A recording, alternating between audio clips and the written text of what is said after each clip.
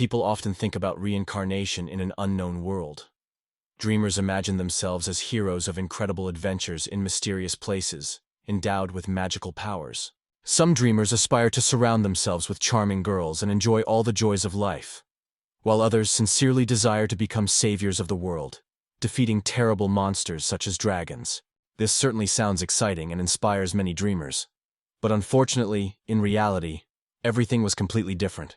A young boy who experienced reincarnation in a new world felt like a puppet, and was not at all happy with his new life. In his new life, the hero's name was Carmaine de Logard Bungard, and he was determined to fight for his own happiness. It was believed that souls do not disappear with the body after death, but only change their location.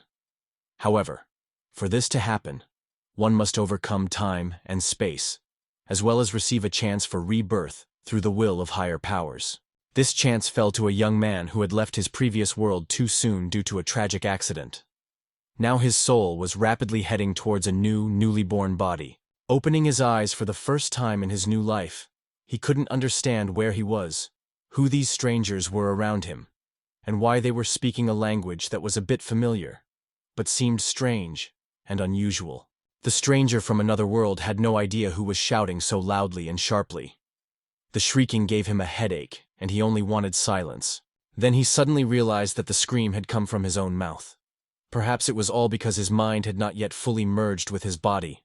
But the next day, for the reborn boy, passed as if someone had rewound the tape of his life. Over time, the world around him became clearer and brighter, and the unfamiliar language became understandable. For a person from modern Japan, it was strange to realize that he had not only found himself in a different world, but also in a new body. And yet his memories of his past life had not disappeared. I noticed that the room was decorated in a Western style, and there were no modern things to be seen. The boy could not understand why his mother kept changing, until it became clear that he was actually being cared for by various nannies. He noticed that all the girls, lifting him in their arms, each time uttered the same word. Perhaps it was his name or meant his social status. Later, the boy felt something unusual in the air, something he had never experienced before. He was filled with curiosity to find out what it was. Several months passed, and the reincarnated boy still couldn't think of anything else but what was happening around him. He tirelessly observed people, carefully studying their behavior. The peculiarities of his age were evident.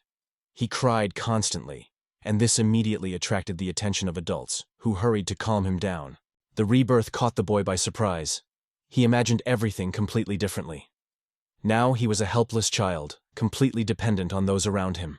He felt a little sad. He couldn't meet God and gain supernatural powers as he had hoped. Perhaps it was due to his not-so-good karma. He began to realize that he had no memory of how he had died in his past life, and his memories of the past were blurry. He remembered his family and what he had done, but he could not recall names or small details. He also mentioned that he had always been suspicious and distrustful of others, so he had no close friends, only casual acquaintances. The memories brought tears to his cheeks again. That was how he reacted to any emotion. His feelings seemed strange, and Carmen assumed it was due to his physical age. A small body involuntarily affecting his psyche, despite his adult mind. The swing was swinging harder and harder, making him scream and cry, so the adults immediately rushed to help. It became clear that such a situation was unbearable, so the boy decided to take matters into his own hands and try to resolve the situation as best he could, to deal with my karma. And this turned out to be an extremely difficult task. The most interesting thing was that he turned out to be the emperor of the Bungard Empire himself. It seemed like a strange situation. How could a boy who had just been born immediately become the ruler of the empire? Eventually, Karthus discovered that two people were currently in power. The first of these men was the stern Chancellor Karl de van Raoul. The second was the Master of Ceremonies Philippe de Garda Kikar. Both of them were dukes and had royal blood in them. At the same time, it was easy to guess that the empire was torn apart by a fierce struggle for power.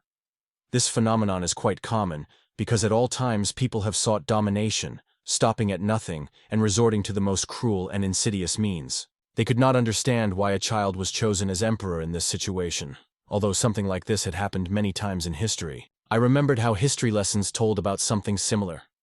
It had already happened in France over 1,300 years ago, when Joan I of the Capetian dynasty inherited the throne. After the death of King Louis X, his daughter Jeanne remained his sole heir. However, Due to the queen's pregnancy, the question of the throne remained open. The tense younger brother became regent and eagerly awaited the birth of the queen's child. Finally, a boy named Jean was born, who immediately gained the right to the throne. However, this baby's life was cut short just a week after birth. The tense and ambitious younger brother ascended the throne, receiving the crown under the name of King Philip V. This is not a very pleasant story, which once again proves that the life of an heir is not easy at all. A similar story happened in China, in 106 AD in the Han province. This happened after the death of the fourth emperor. The wild blue lung was brought to Korton and adopted as a symbol of the power of the legitimate emperor. He was enthroned just over 100 days after his birth. During this time, his relatives fiercely fought among themselves for power, fueling political intrigue. Later, this young emperor died under extremely mysterious circumstances. The realization of a terrible truth struck him. In this struggle for power, someone could just as easily have taken his life. A terrible foreboding gripped him. It seemed as if death itself was relentlessly following him. He was overcome with incredible anxiety. His imagination painted terrible pictures. However, when he looked around, the boy saw nothing terrible. The boy decided that it was just a figment of his imagination and promised himself to be more careful with those around him. He had no desire to die again, and he would not even consider becoming emperor if he had the choice. Tears welled up in his eyes from regret and sorrow. Seeing this, the nurse hurried to the boy. She smiled affectionately and joked that the boy was a real little emperor who probably just needed a boost. He indignantly assured her that there was no need to kill him, because he had just gained a new life. That girl, of course, only heard the baby crying. Eventually, he calmed down and decided, in this situation, there must be at least some hope of survival. However, the feeling of something strange in the air had not left the boy since childhood.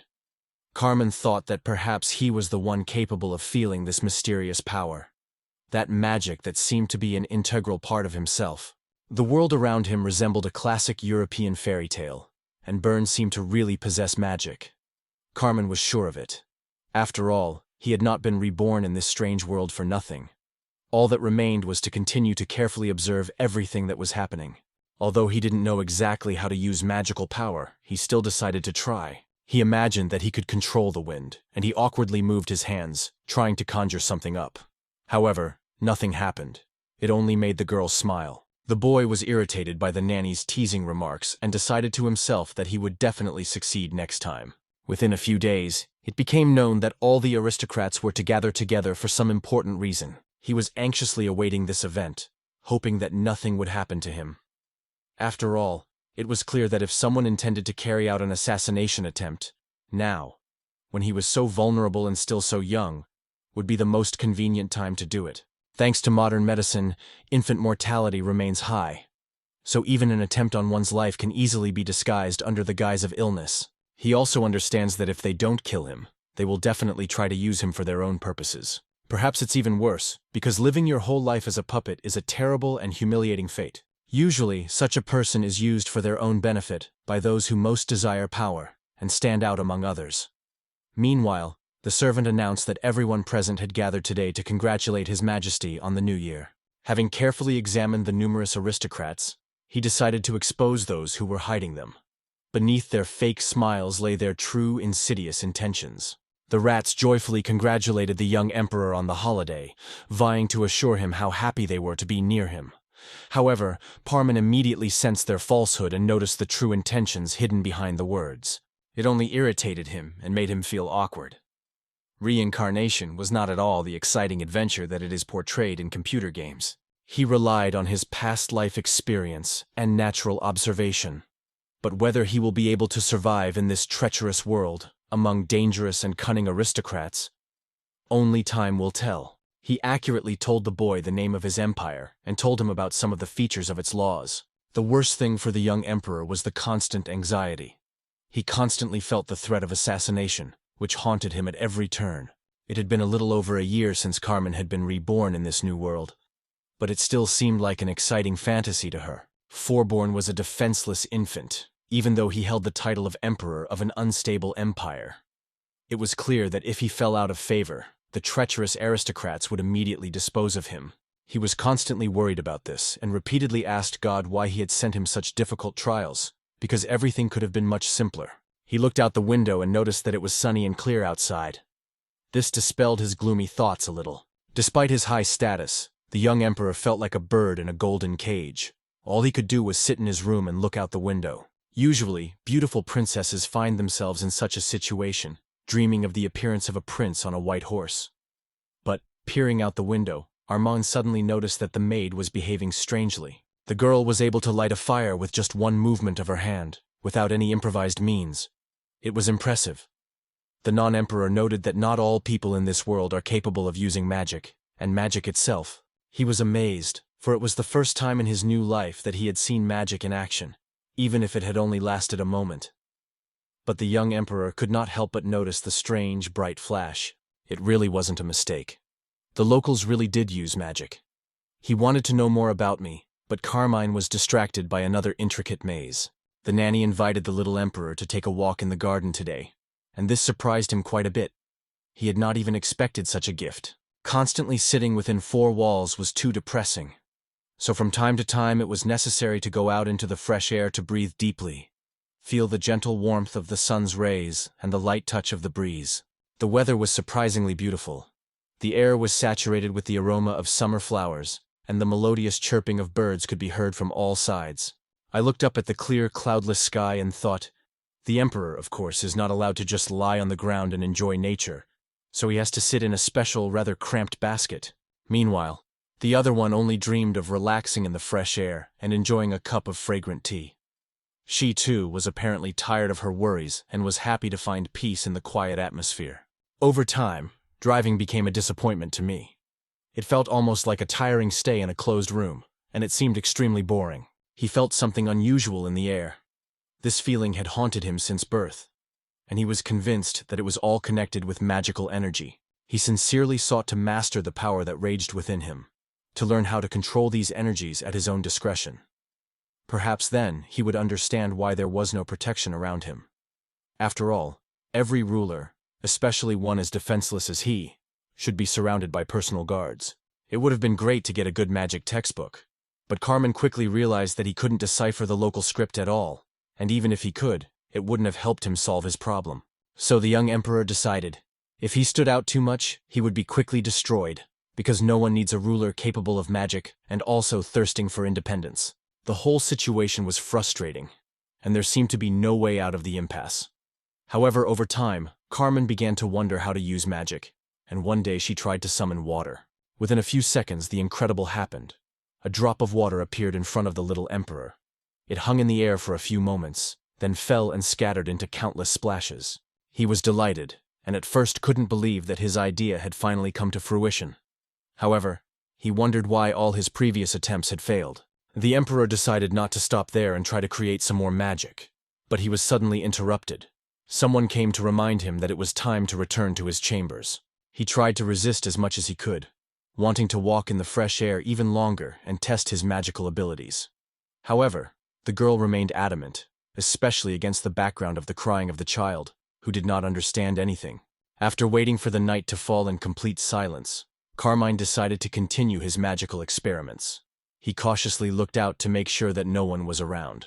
The one who was supposed to watch over the young emperor during the night fell sound asleep, completely losing her vigilance. It was the perfect opportunity to test her magical abilities again, and Carmen once again tried to summon the power of water to create a drop. Unfortunately, this time Carmen didn't succeed. She suggested that the reason might be that she was now indoors, whereas previously she had tried to summon the power of water outdoors. This same power can become an effective weapon to eliminate it. The only way to protect the ruler from an assassination attempt was to strictly prohibit the use of magic within the room. Harmon assumed that some kind of magical artifact or invisible barrier was probably installed in the hall, blocking any magical manifestations. The lingering feeling of tension in the air that did not leave him was, apparently, a consequence of the action of this protective magic. Carmen had no idea how magic worked in this world, or how valuable it could be in this situation. She could only guess and make assumptions about these complex processes.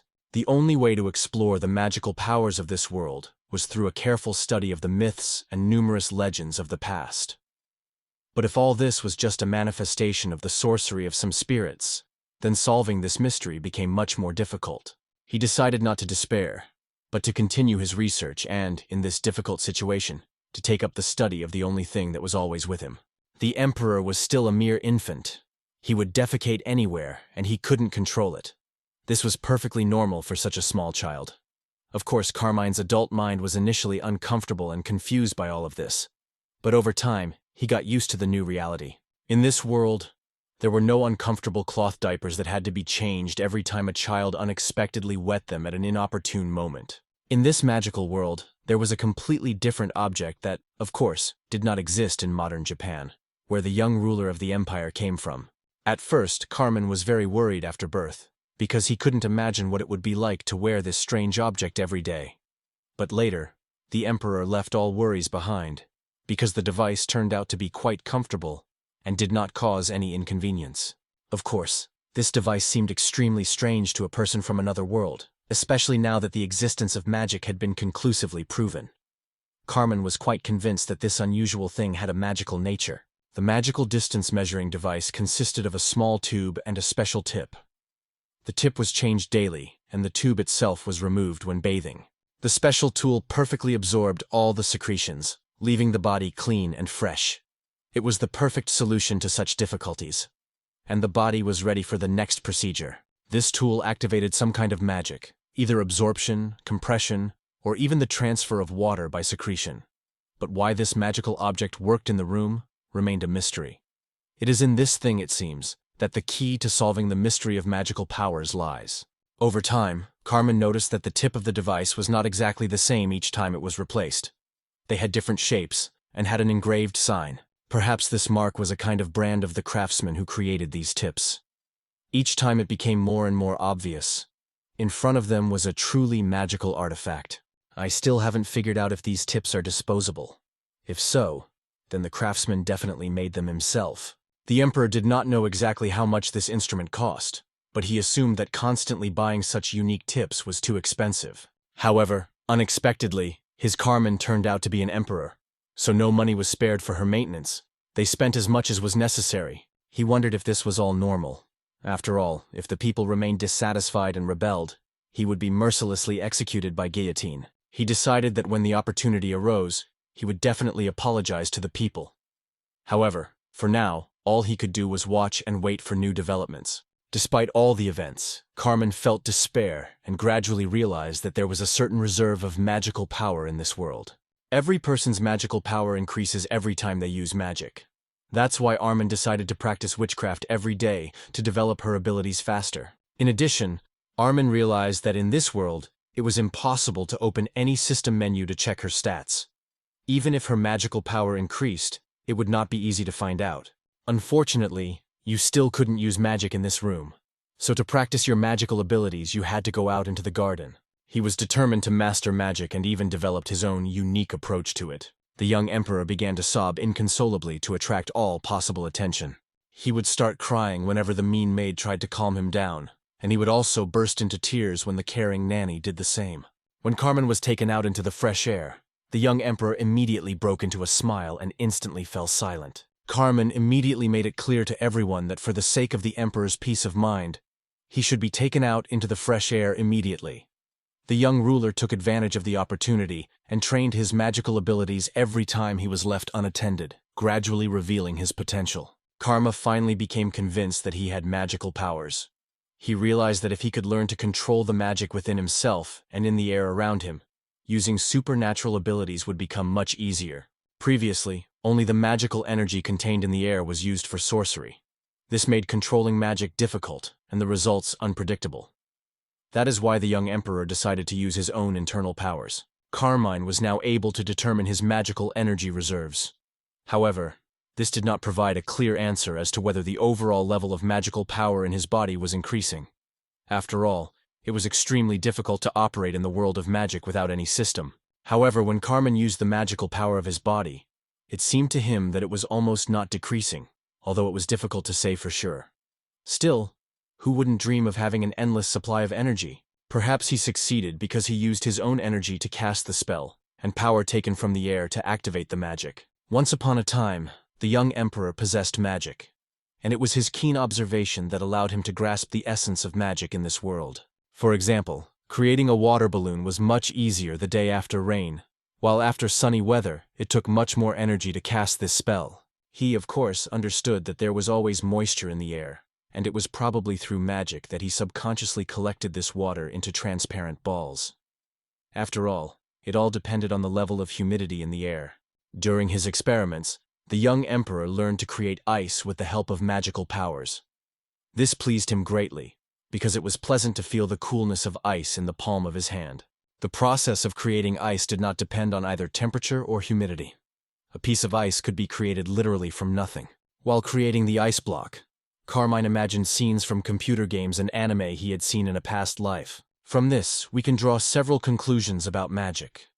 First, the magical process in the body is directly triggered by the magic contained in the air.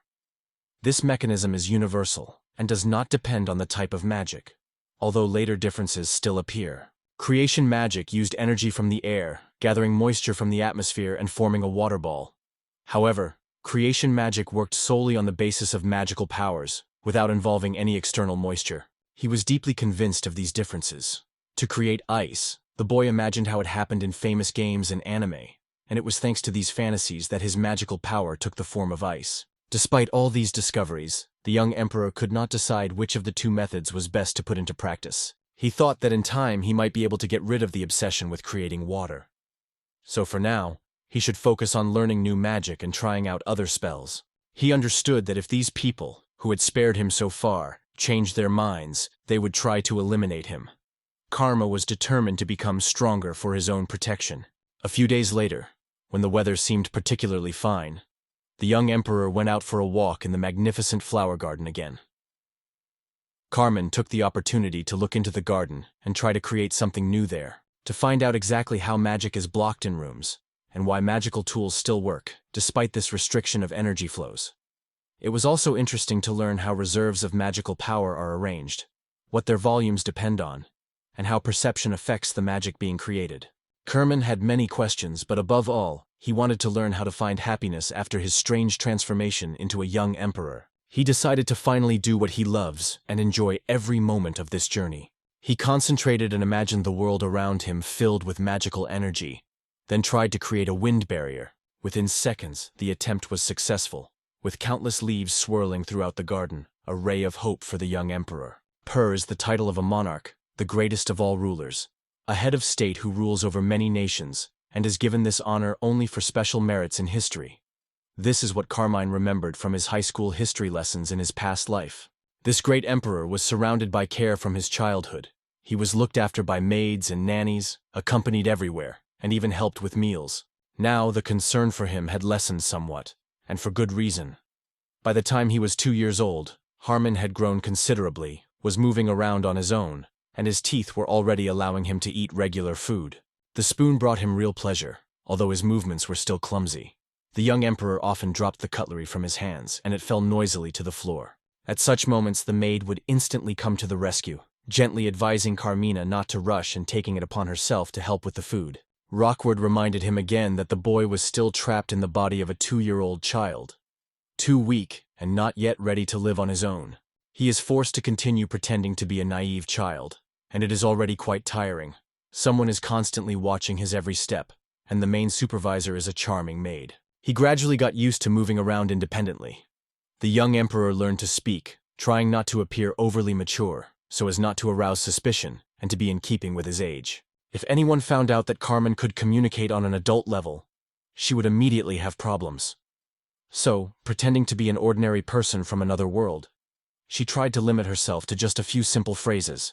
However, Carmen was glad that even in such a limited format, she could at least communicate somehow. However, she forgot to ask a question again. After all, it was the stories of this caring person that were an invaluable source of knowledge for the emperor's rather mature mind.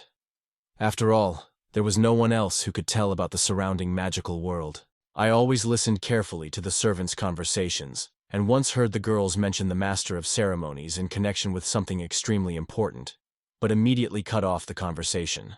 Of course, he didn't miss the opportunity, and immediately asked who the master of ceremonies was. One of the maids told him that this important person was Grandpa Carmen, and this news came as a complete surprise. It was the perfect way to find out what they needed. Without suspecting anything, the maids always answered the questions of the cute child, who, moreover, was the local ruler. Unfortunately, I had to continue to be a small child, limiting myself to the simplest, most basic questions. However, compared to the times when Carmen was a baby, a lot had changed. Now there was an opportunity to obtain really important information. The naive maids didn't even suspect anything suspicious when they were around the baby, so they washed their bones carelessly, discussing everything in the world. In their chatter, they often mentioned important events and influential people. At such moments, Carmen truly enjoyed the flow of news. Although he considered the maids' behavior extremely unprofessional, yet they allowed themselves to gossip right in front of their emperor. Of course, Carmen didn't want these girls to stop doing what they loved, because their endless gossip served her as an invaluable source of information. Lately, a suspicious elderly man had begun to visit the young emperor's chambers. Carmine did not like him at all. His impudent appearance aroused serious hostility in her. The young emperor's grandfather, an elderly aristocrat, was Prime Minister Charles van Riel. From the outside, it might seem that the man was sincerely happy to meet his grandson and was wholeheartedly concerned about his well-being. He often mentioned Prime Minister Karl, and as far as Karl Mainz could judge from his conversations with him, this man was currently the most influential in the empire. As head of government, he took an active part in the political life of the country and influenced virtually all state processes. This only further depressed the young emperor, because formally he was supposed to embody absolute power in the country, but due to his young age, he remained only a helpless puppet. The minister was also called Lord Ryle, because in reality, he was the one who ruled almost the entire empire. From the point of view of the Master of Ceremonies faction, this man skillfully used his political position to enrich himself at the expense of state funds. Of course, we should not forget that Prime Minister Raoul was a relative of Carmine. If accurate, Raoul is the eldest son of Carmine's great-grandfather's brother, as well as the brother of his late great-grandmother. Hermine learned that her grandfather Edward IV, the former emperor, and grandmother Carol were actually first cousins. The most interesting thing is that before his grandparents' marriage, marriages between cousins were strictly forbidden and even considered a crime. Why the church had allowed this seemingly criminal union between two relatives was something Carmen did not know. He could only guess based on his own experience and knowledge.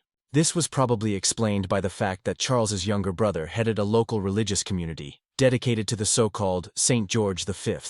The two men relentlessly worked to strengthen their family's position, influencing not only state policy, but also the religion of an entire nation. In addition to these aristocratic representatives, another elderly man appears in this story, whom the young emperor has also met frequently lately. This was the Master of Ceremonies, Philippe de Hardy-Kicker. Every time he met the young emperor, he did not hide his joy, demonstrating sincere respect and gratitude. He immediately realized that Philip was also his grandfather, who was usually called Lord, or Great Lord. In this country, each lord had his own lands and territory. By all rules of etiquette, Philip did indeed belong to the young emperor's family. He was the father of Carmine's mother, and, thus, her maternal grandfather. He belonged to the faction of Prime Minister Charles. Master of Ceremonies. Philip skillfully influenced his daughter, the Empress Mother, using her in his own interests. In addition, he artificially inflated the number of government positions and significantly hampered the political development of the country. Constantly handing out government positions he had invented to members of his own faction, he skillfully provided them with salaries from the state treasury. Thus, the cunning Philip skillfully channeled state money directly into his faction. Two cunning and treacherous old men constantly visited the young emperor, asking about his affairs and at the same time slandering each other, trying to influence Carmen from childhood. In fact, he thought it was extremely pointless and useless to say such things to a child of that age. As far as he remembered, it was called simply forcing adult knowledge into a child's mind. Two warring factions, one led by Prime Minister Charles, the other by Master of Ceremonies Philip, were constantly fighting for power and influence in the great empire. However, at present, from the young emperor's point of view, the advantage was clearly on the side of Prime Minister Charles's faction, which greatly outweighed the influence of the Master of Ceremonies Philip. Could not understand why this had happened, since the position of regent was held by a representative of the faction of the Master of Ceremonies Philip. Although the young emperor himself, despite close family ties, did not belong to the camp of his grandfather Philip. Governing this area involved supporting the young emperor until he came of age. It was a responsible position that required dedication and attentiveness, even if in reality it was not always the case. The daughter of the master of ceremonies was Alexia, the mother of Carmine herself. She was undoubtedly the closest person to the young emperor. For some reason, Alexia did not visit the young emperor for a long time. Carmine also learned that her newborn second child had died of an illness, and, overcome with grief, did not leave her room at all. Through his own observations and the stories of his maids, Carmine learned that his father, Crown Prince Jean, had died before he was born. It is only known that he died in battle, although it is possible that a failed assassination attempt was behind this. The situation developed as follows. The mother of the young Emperor Alexius left her son alone and locked herself in her room. Her newly born child, who was born from an affair with one of her noble lovers, died of illness. Apparently, her affair with this aristocrat began even before the death of her husband Jean. Although the child's death was explained as an illness, everything looked very suspicious. After all, this was already the second possible heir to the imperial throne. Alexia was often overcome by weakness and dizziness, especially after sleepless nights and tears for her lost son. He was almost certain that his grandfather, the master of ceremonies Philip, was behind the little child's death. The thought made him feel indescribably sad. As his thoughts turned to family problems, Carmine often remembered his mother from his past life. Although his memories of her were somewhat blurred, some details still remained in his memory. The difference between these two women was simply enormous. In such a situation, it was difficult for Alex to call Alexia his real mother. He had no feelings for her and saw her only occasionally. This was often discussed, and since the maids were well versed in the internal affairs of the imperial leadership, it can be assumed that the rest of the inhabitants also guessed everything. Armed with all this information, the young emperor realized that his state was doomed, and he himself was ashamed to rule such a neglected and disordered country. Recently, the caring nannies had stopped visiting him, as the young emperor no longer needed their help. Every day he became more independent and could take care of himself. He was surprised to realize how many people had been constantly worrying about him in such a short time of his life. Among them were more than 7 independent aristocratic nannies, 10 maids from the prime minister's faction, and another 10 from the master of ceremonies faction. These nannies were independent aristocrats, and the young emperor was a little sorry that there were no more such intelligent and educated women around him. Independent aristocrats were those who belonged to neither the master of ceremonies faction nor the prime minister's camp. Although there were few such influential nobles, it was their word that decided the final outcome in the empire's supreme court. Independent aristocrats were officials who, unlike Raoul or Philip, did not have their own landed estates, and therefore valued and protected them above all else. In addition, their groups owned their own lands, so they felt much superior to independent aristocrats. He decided that if he ever entered politics, he would first seek support among independent aristocrats. After all, if the empire falls, independent aristocrats will find themselves in a rather difficult position. Not belonging to any faction and not having their own lands, they risk being left with nothing. Why is that? Fearing the worst, many independent aristocrats have recently begun to join various factions, as they are seriously afraid of losing their status. He was struck by the cruelty of this world, and regretted finding himself at the very epicenter of the insidious intrigues of many people. In the future, he could lose the support of independent aristocrats. This would be a sentence for him as an independent ruler. Therefore, it is best to avoid politics, as it carries significant risks. Realizing how dangerous the life of a young ruler could be, Carmine often thought of his mother Alexia and her dead child, who died simply because she could stand in someone's way. If the emperor dies in the arms of his nurse, who belongs to one of the warring factions, a fierce power struggle will erupt between them. That faction will immediately be declared guilty of the ruler's death and held accountable. Even if it wasn't intentional murder, it couldn't be ruled out that children here often died of disease. The level of medicine was too low, even despite the presence of magical abilities among the people. He realized that if he died, a new ruler would take his place. However, those who would have helped bring about his downfall would not be able to place their puppet on the throne. This was not easy to accept. The only people who are always by the young emperor's side are the servants from different factions who look after him every day. So Carmine is constantly surrounded by potential enemies who can take his life at any moment. The girls specially assigned to him were definitely not going to teach the young emperor anything useful themselves. These girls showed genuine concern and kindness, and were genuinely interested in the young emperor's wishes. He did not want to call these charming girls enemies. In reality, they were only participants in the insidious game they had been drawn into. But the young emperor still had to remain cautious. You should realize that behind all this are those who hold power in their hands. The situation in the empire is such that ordinary people are forced to obey the insidious aristocrats without question. He had vowed to never forgive Prime Minister Karl and Master of Ceremonies Philip for trying to make him a puppet. This was why Carmine had so deeply despised people in power and their power itself in his past life. It was extremely disappointing to be reborn in another world, only to fall victim to deceitful and arrogant people again. Sometimes Harmon wished he had been reborn in the body of a high-ranking aristocrat, because then everything would have been much easier. In that case, he could freely wield magic and enjoy peace, not depending on treacherous relatives. Now he had to master the magical arts only in order to survive, and perhaps even escape from this place, thanks to magic. Carmine increasingly wanted to master the ability to become invisible. This would give him a chance to leave the palace unnoticed. The emperor decided that as soon as he reached adulthood, he would definitely try to escape.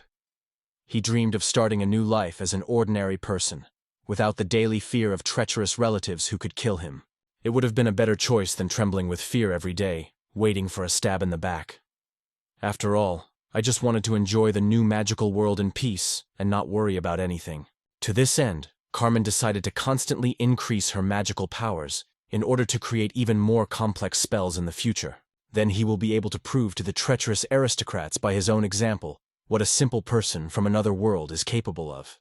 After all, his new life was not given to him to blindly obey or be someone's mindless puppet. He constantly reminded himself and strengthened his belief that he could not be someone's toy, because that would be the most shameful humiliation.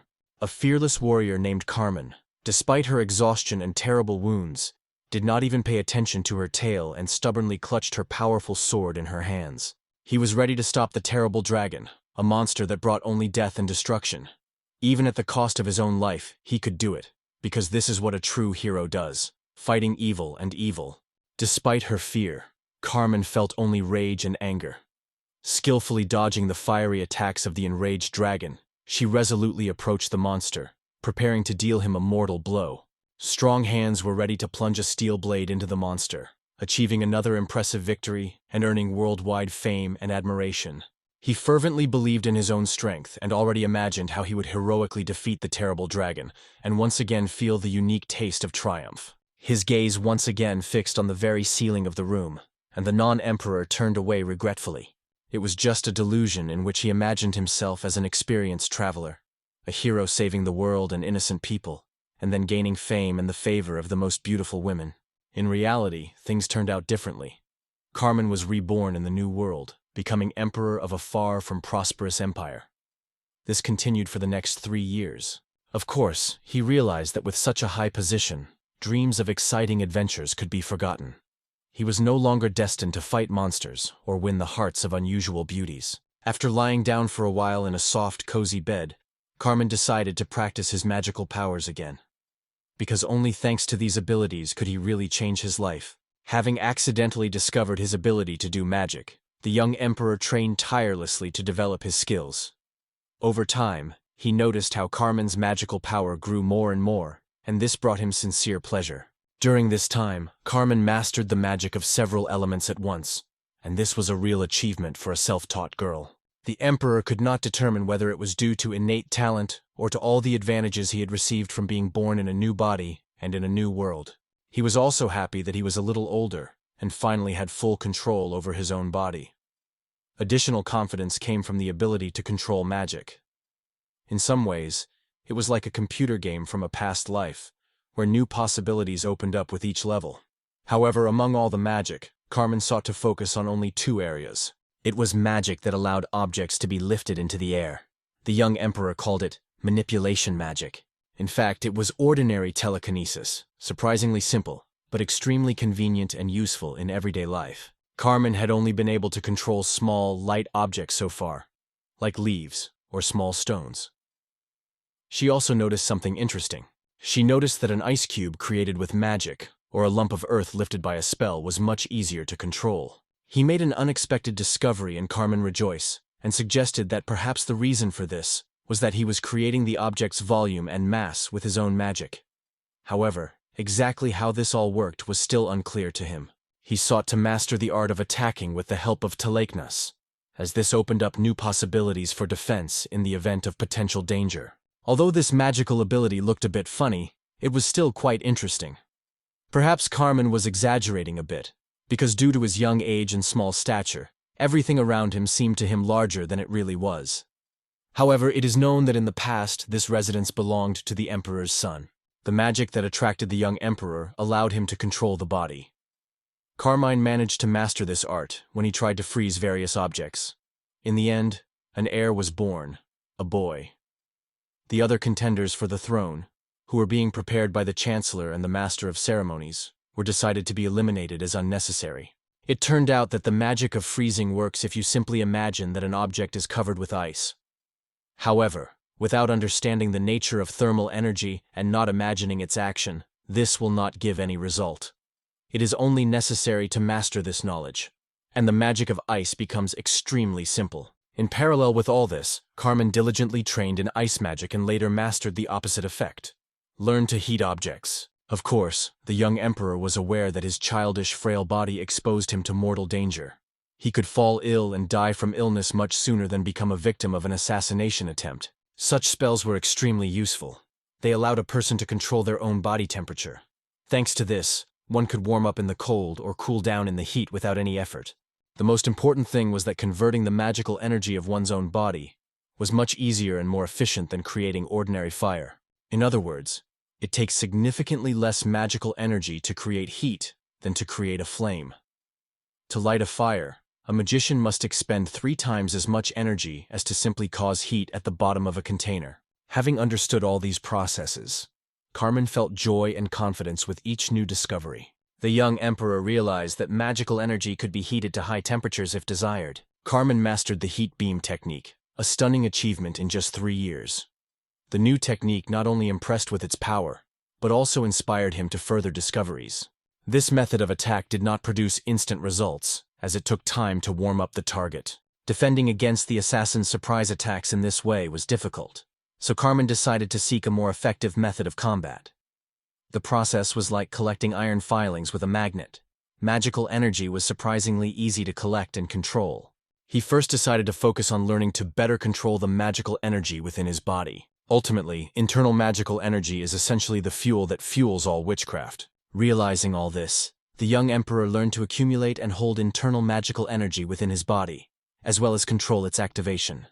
This became an excellent practice for developing control over magical power. He wasn't entirely sure, but he felt that the level of magical energy in his body was becoming much higher than in the surrounding air. However, for now, this remained just a guess. The most important thing was that each new training session brought tangible results and added hope. Despite all his achievements, the disperser still couldn't use magic indoors, and this created considerable discomfort. In complete darkness, the young emperor, as usual, saw in his room a sleepy maidservant who had no intention of conscientiously fulfilling the duties of a guard for the great rulers.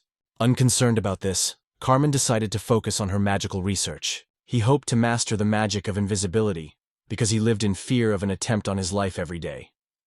It was obvious to him that magic would be the key to survival. The ability to become invisible or create illusions could be especially useful. Unfortunately, all attempts to become invisible or create an illusion have so far ended in failure. It became clear that to activate magic in this world, one must clearly imagine the desired result. Carmen understood the principle of action. When he vividly imagined how he was creating ice or flame, everything turned out exactly as he wanted. Carbone didn't know how to imagine the process of creating an illusion or invisibility, and it constantly irritated him. The young emperor recalled with regret that in his past life he could learn anything thanks to the Google search engine, unlike the current situation. After calming down, Carmen decided to summarize everything he had learned during his experiment. First of all, Carmen finally realized that the activation of magic depends on natural factors, in particular temperature and humidity. The second important condition was a clear idea of the method of applying magic. The third discovery, the creation, a makeshift magic diaper that the young emperor wore only at night, as Carmen was already 3 years old and could handle his needs on his own. However, despite this, Carmen still wanted to figure out how this amazing object worked. At the same time, Carmen was surprised that even in this fantasy world there were flush toilets. However, unlike the ones he was used to in his past life, the local toilets were square in shape and had their own water flushing mechanism. This is surprising, as there were no flush toilets in medieval Europe. The closest thing to a flush toilet was the public toilets of ancient Rome, which may have worked on a similar principle. Thanks to his numerous observations, Carmine managed to find out the very edge of the magic diaper is endowed with special magic. It turns out that the magic was activated precisely thanks to a certain mechanism at the very tip, so perhaps the whole point was in the magical symbol engraved on the tip of this device. The emperor sought to understand this process more deeply, but due to his limited knowledge of this world, he could only grasp its general features. He realized that if he started studying the magical artifact now, it would light up and would certainly wake up the servant who was sleeping nearby. So for now, the main thing was to focus on studying the magical energy floating in the air. It was interesting to see if it was possible to use the magic concentrated at the tip. Karma tried heating this magical energy and seeing what would happen. The tip suddenly lit up, and the glow began to rapidly intensify. The successful experiment inspired the young emperor, and he decided to continue his research. The magic diaper really began to heat up, which convincingly proved that a large amount of magical energy was concentrated inside it. Anti-magic barrier. Carmen couldn't use his magical abilities inside the room, but he still managed to learn something interesting. The young emperor found that all the magical energy that had previously filled his room had been completely blocked. Carpine harnessed magical energy from the air, easily transforming it to suit his needs. The whole process was like sculpting clay. He created whatever his imagination desired. It's not a good idea to explain the processes of witchcraft by comparing them to making a clay bowl. Jin participated in a war with a neighboring state and personally led the troops on the front lines. He impressed everyone with his unwavering courage and strength of spirit. To create something as ordinary as a bowl required a constant supply of magical energy. Through the persistent investment of strength, the completed bowl became a true embodiment of magic. Even the best clay, if dried to a solid state, would lose its suitability for making utensils. This principle was that the magical energy in this room was blocked, so using magic here became completely impossible. Despite this, the magical energy within the body and the magic crystal remained active and available for use. For Carmine, this was a real discovery, and the young emperor rejoiced in his success. If the magical energy from the air was not used, but spells could still be used, this indicated that there was no artifact in the room that could completely block the use of magic. Important details changed everything. Carmine realized that he could not activate a magical item in this room. This meant that using his normal methods, he was almost defenseless in the event of an attack, as it was impossible to protect himself with magic. The young emperor noticed that while examining the magical artifact, he felt a sudden surge of magical energy within it. This meant that the magic released did not immediately disappear into thin air. The emperor decided that if he tried to release the magical energy from his body, it would take very little time, but the spell would still work. Just imagine, a ruthless assassin enters this room, intent on ending the emperor's life. The realization of such a threat would change everything. He decided that he could still protect himself with magic, although he wasn't completely sure. This could be a great way to defend himself, but he had to check everything carefully first to be sure. He concentrated, trying to visualize the entire process of creating magic. The hardest part was to generate the right flow of energy. Temper imagined the magical energy within the body as a liquid flowing through the muscles and skin, penetrating the most remote corners of the organism. Realizing how magical energy was pulsing in his body, Carbon decided to try to transform it into heat.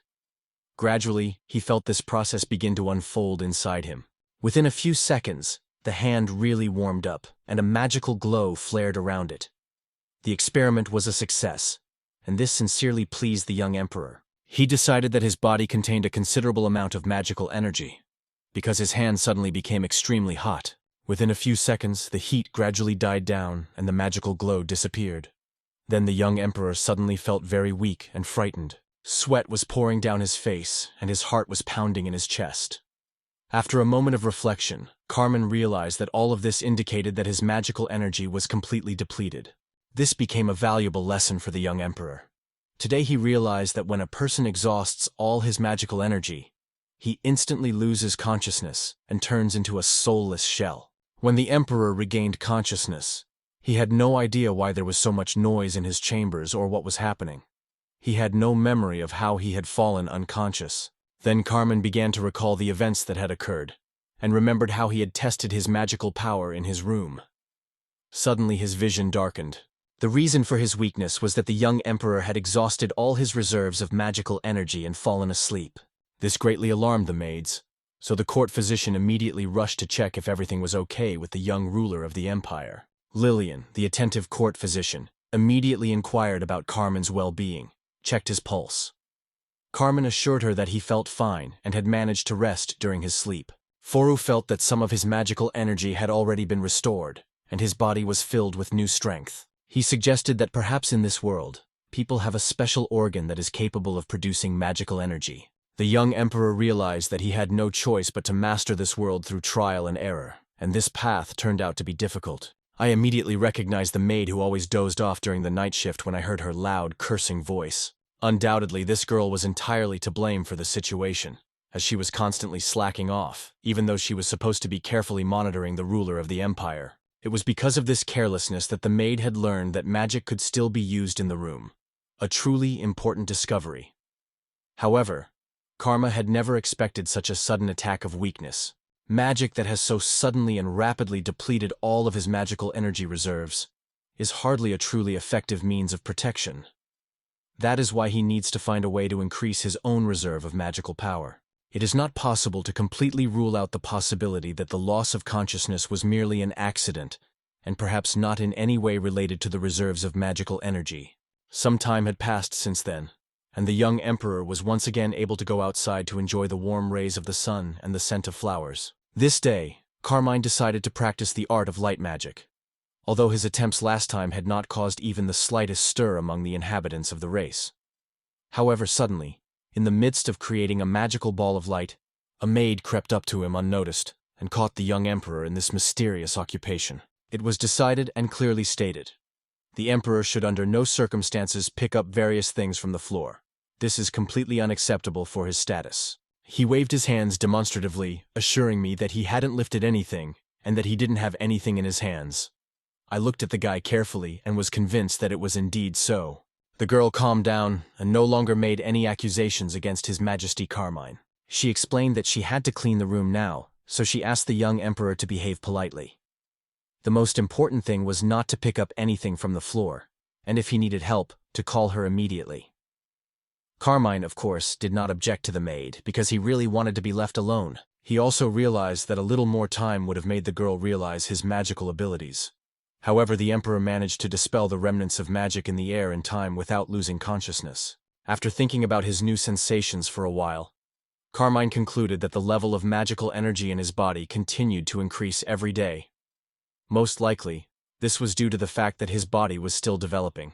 It became much easier for him to use his magical abilities than it had been before. He was able to instantly dissipate the entire flow of magical energy, which was extremely convenient. The emperor also learned to absorb magical energy from the air with lightning speed, which allowed him to use his abilities even more effectively. He was glad that he was now able to rapidly restore magical energy, but at the same time, as he absorbed it, he felt a strange overflow within himself, as if there was too much energy and he had already had enough. For several days, Carmen practiced non-stop and finally understood. Light magic requires the expenditure of magical energy to adjust the brightness and constantly maintain the glow. During the experiment, Carmen noticed that her magic was getting out of control, and in an attempt to urgently dispel the spell, she only wasted all her accumulated magical energy. For that moment, the magical energy seemed fluid and silky. Carmine imagined the power as a small particle, watching his body slowly absorb it, gradually becoming saturated with energy.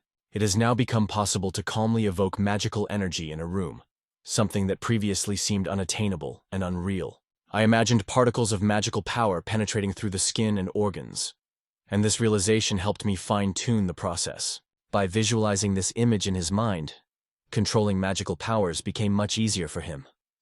Later, Carmine called this tiny particle of power his magical essence. The feeling of fullness indicated that the magical energy from the air had already completely filled the body. How much of this power the body could hold depended entirely on its own capabilities. The young emperor understood that his supply of magical energy was still too small, and this weakness needed to be corrected. It was important to determine what to do next, because the development of magical abilities depended on it. Carmine suggested that the key might lie in feeling the difference between the magical energy inside one's own body and that filling the air around them. The inquisitive emperor concluded that this process resembled digestion. The body assimilates magical energy in much the same way as it absorbs nutrients from food. The magical energy inside the body was significantly more concentrated than in the air, perhaps due to the limited space. Masterfully using the art of magic, Mi combined the energy of his body with the magical power that filled the air. The feeling of oppression immediately disappeared. This required extreme concentration, because by gathering such an amount of energy within himself, he could greatly facilitate the creation of magic even in a confined space. He called it the restoration method, although in reality it offered no advantage, as other wizards possessed the same ability. Carmine realized that if he were destined to become a puppet emperor, he would have no hope of a decent education. So he had no choice but to educate himself. Carmine had no desire to become emperor, but fate decreed otherwise. He was forced to accept this difficult burden, even though he had no choice. He also noticed that recently he had been visited by many more aristocrats than before. Each of them tried to convey their opinion, while showing a subtle sense of concern and gratitude. Some elderly count who probably has considerable influence in this far from grand empire. He didn't understand why he had to come to him at all. He was just a child, too young to remember even the faces of strangers for long. But over time, Carmine gradually learned to tell the difference between people, to determine who belonged to the prime minister's faction, the Chancellor, and who belonged to the aristocratic group of the Master of Ceremonies. The Chancellor's supporters addressed him simply as Graf Ryle, and the Master of Ceremonies was even more succinctly referred to by his last name, Kicker. In those days, the supporters of the Master of Ceremonies called their rival, the Chancellor, simply Count Ryle. The leader of their own side was revered as Felicinta, a true master of his craft. People who considered themselves independent aristocrats did not add any respectful addresses when addressing the Chancellor or during ceremonial speeches. There were also people whose real roles differed from their official positions. But the real achievement for Carmine was that he learned to recognize aristocrats by their affiliation with different factions. This was useful. Even before the young emperor first approached the aristocrats, he had already understood the intricacies of court life. Another important conversation with an influential person awaited. The devoted maid advised Carmina to return to her room. Girls always flocked around the young emperor, and this had long been no surprise to anyone. Most of them were the daughters of minor aristocrats who worked as maids at court, apparently in order to get a good education under the emperor's tutelage. The maids' habit of constantly washing their bones was a valuable source of important information for Carmine. She listened carefully to their conversations. Most importantly, all of these maids treated Carmine as an ordinary child, not a puppet, as was often the case among aristocrats. This caused conflicting feelings for the adult mind within her and for the emperor. But despite this, Carmine sincerely appreciated this attitude. The girls always answered all questions sincerely and happily shared useful information without even realizing it. Of course, the questions were quite simple, because only difficult or delicate topics like complicated political processes could raise suspicion. The fact that all the maids belonged to different, even warring groups turned out to be very convenient. They did not act in a coordinated manner and had different information. Carmine was a man who had been reincarnated in this world after dying in another. He already possessed considerable knowledge, even that which seemed inaccessible to a man of such a young age. For example, Carmine was very knowledgeable about how to use the restroom and quickly got used to even the unusual toilet. And yet Carmine sometimes feared that he might be suspected of this, because no one had explained it to him. The maids decided that the young emperor had already been taught by other girls, so this situation did not surprise or alarm anyone. This was convenient, because the maid sincerely believed that the maid from the opposite camp had already outdone her and revealed something new to the young emperor. Carmine did not arouse any suspicions, so over time the anxiety gradually dissipated. She also learned how the ancient empire fell apart, and its vast lands were divided into several warring states. This difficult period in history was called the Time of the Foots. At the same time, a distant relative of the last emperor, Lothar, gathered around him a loyal following and eventually founded a new empire. He declared that his state inherited all the rights and powers of the previous empire and called this new entity Bongdal. As it turned out, Carmen became the 8th emperor of this empire, assembled from the ruins. The imperial palace consisted of several separate residences, as each new ruler built his own new palace.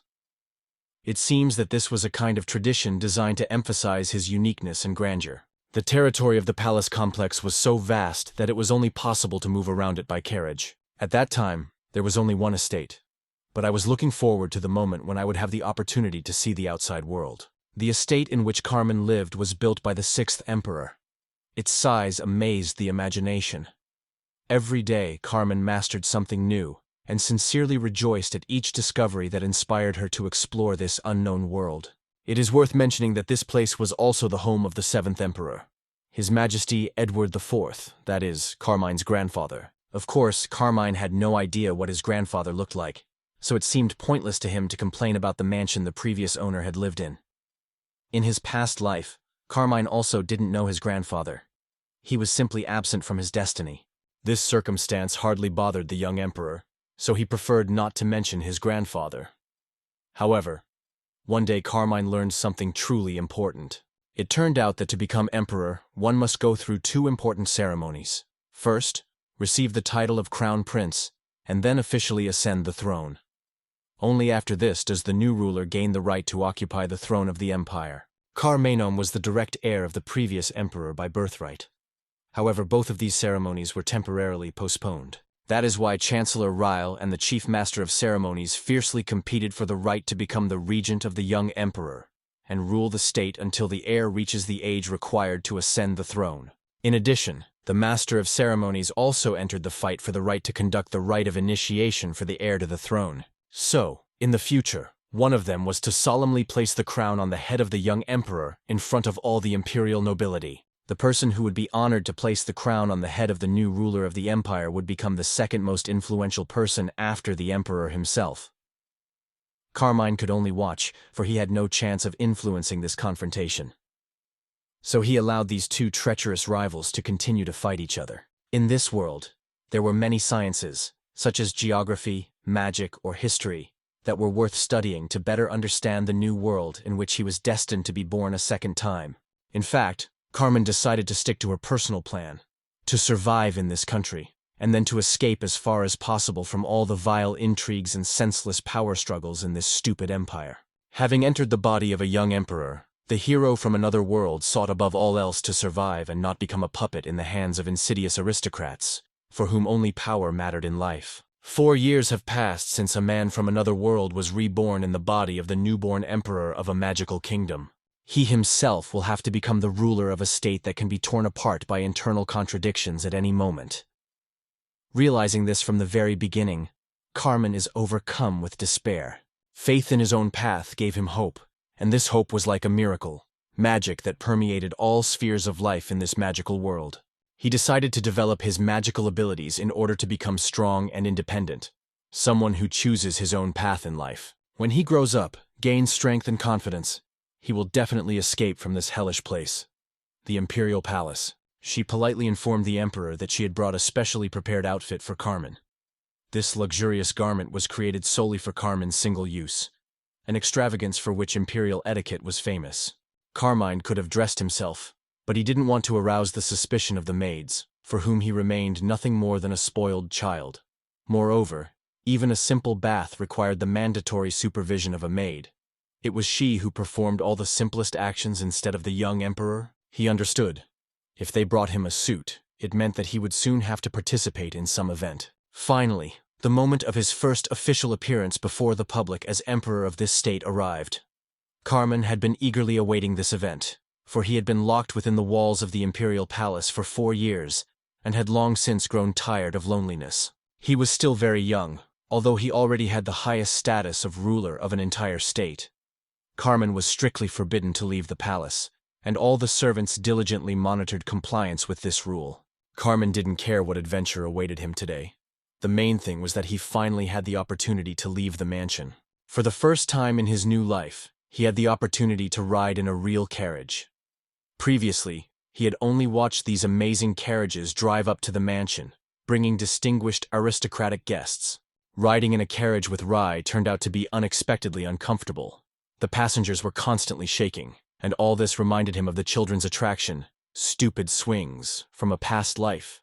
Minor troubles did not spoil the young emperor's mood at all.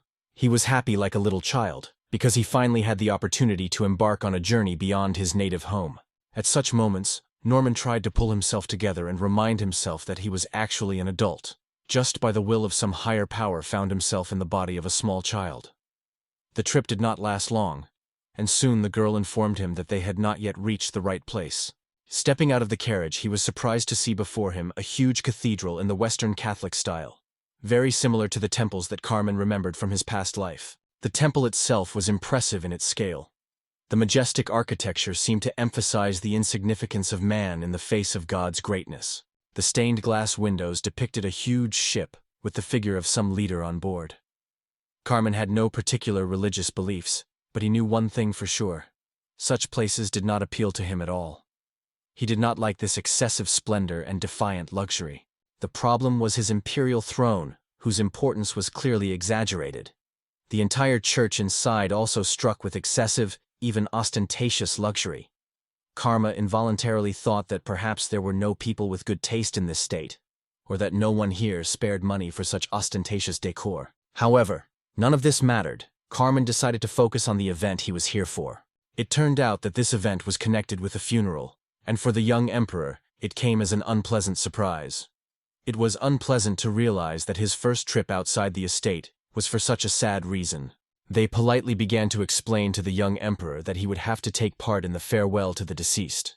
But Carmen understood everything without words and wondered why he needed it. He only asked, raising his eyebrows in a childish way, a little surprised, who exactly was to be honored today? Carmen sincerely hoped that it would be good if it turned out to be Prime Minister Rail himself or his eternal rival, the Master of Ceremonies, Philip Dai. As it turned out, a man named Norn Toleman had died, and this genuinely surprised the young emperor. It was the first time in his life he had heard such a strange name.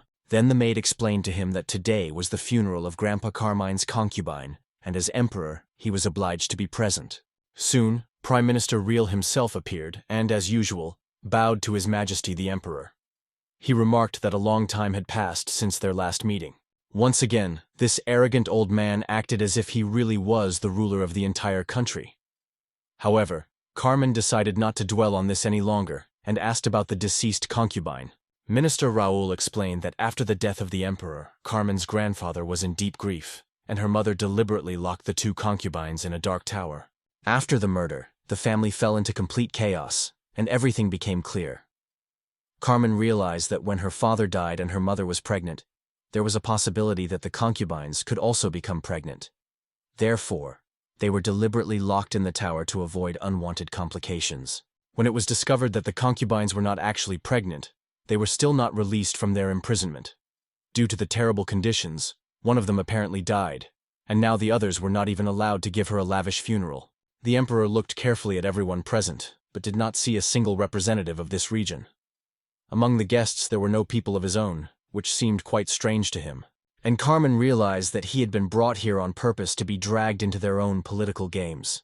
He could not influence the situation, so all he could do was watch and wait to see what move Prime Minister Raoul had prepared.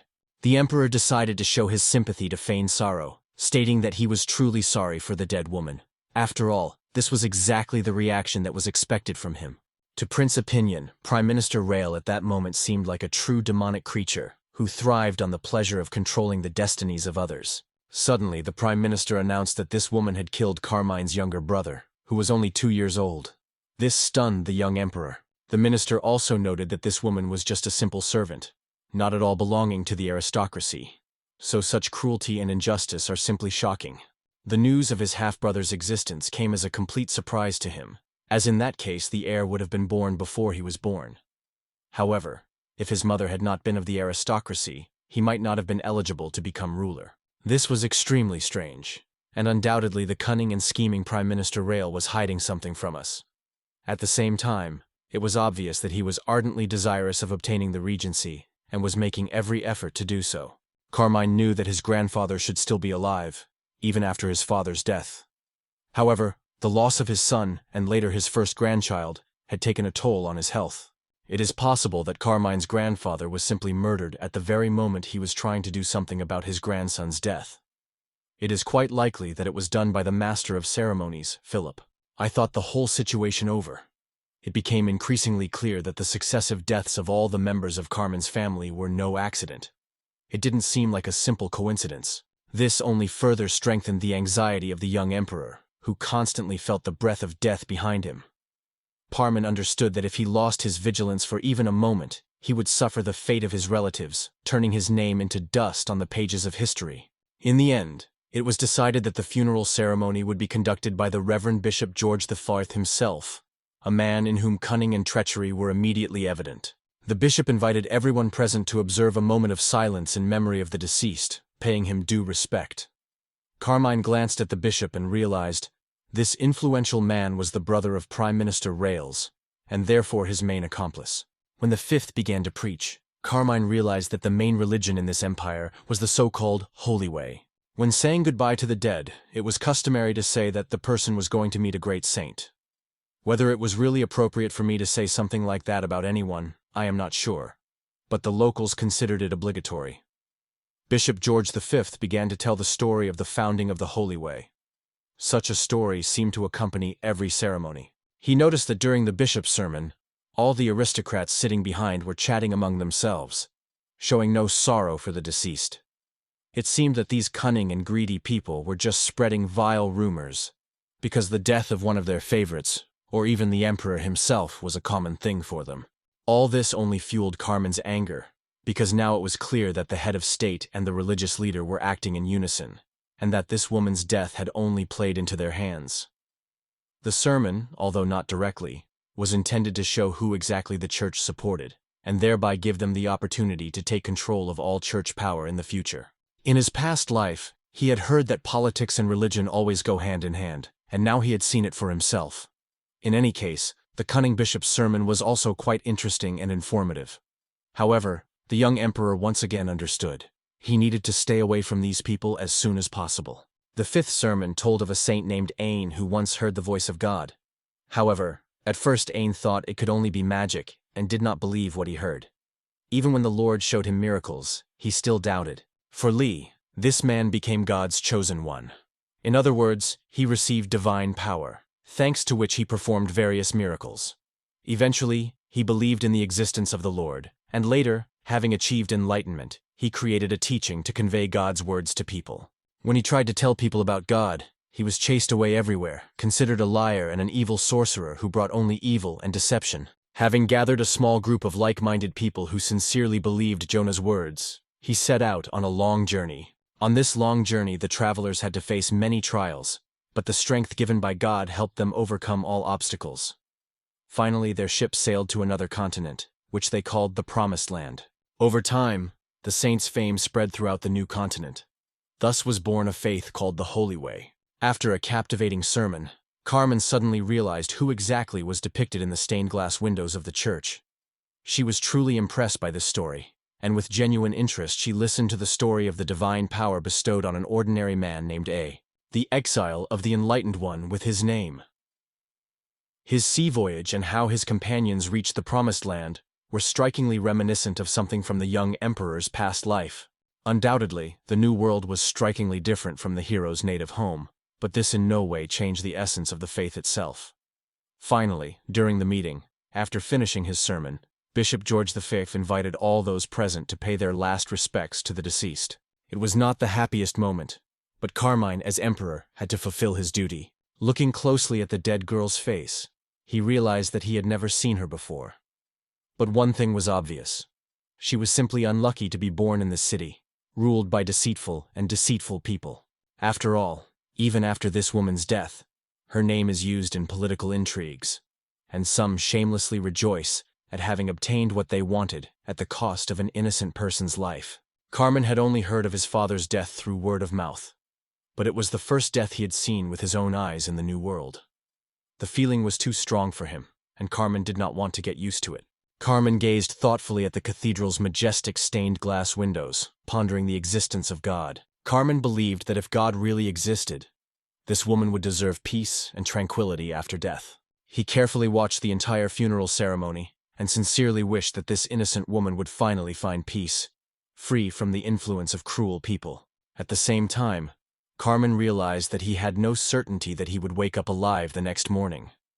After all, he found himself in a creepy place, where dangerous trees lurked everywhere, and insidious deeds were being done in secret. The story of this woman was yet another proof of the danger to the young emperor.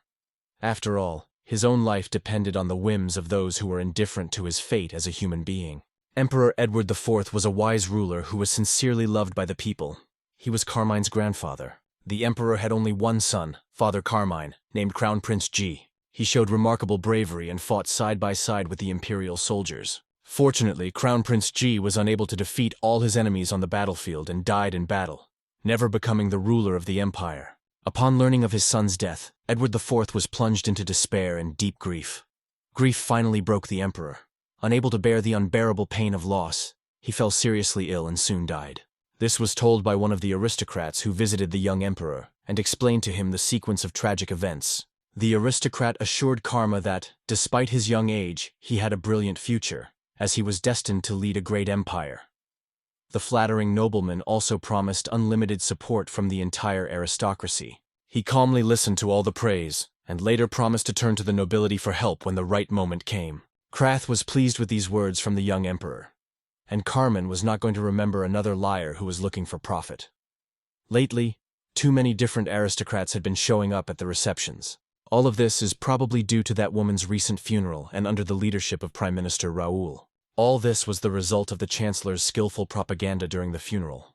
Finally, the Master of Ceremonies' impatient supporters concluded that it was time to act. After that, people from the Chancellor's group began to approach, claiming that the Master of Ceremonies' supporters were treacherous and unreliable, and therefore could not be trusted. As a result, the young emperor had to listen to other people's stories every day, and thanks to this, he learned more and more about his own empire.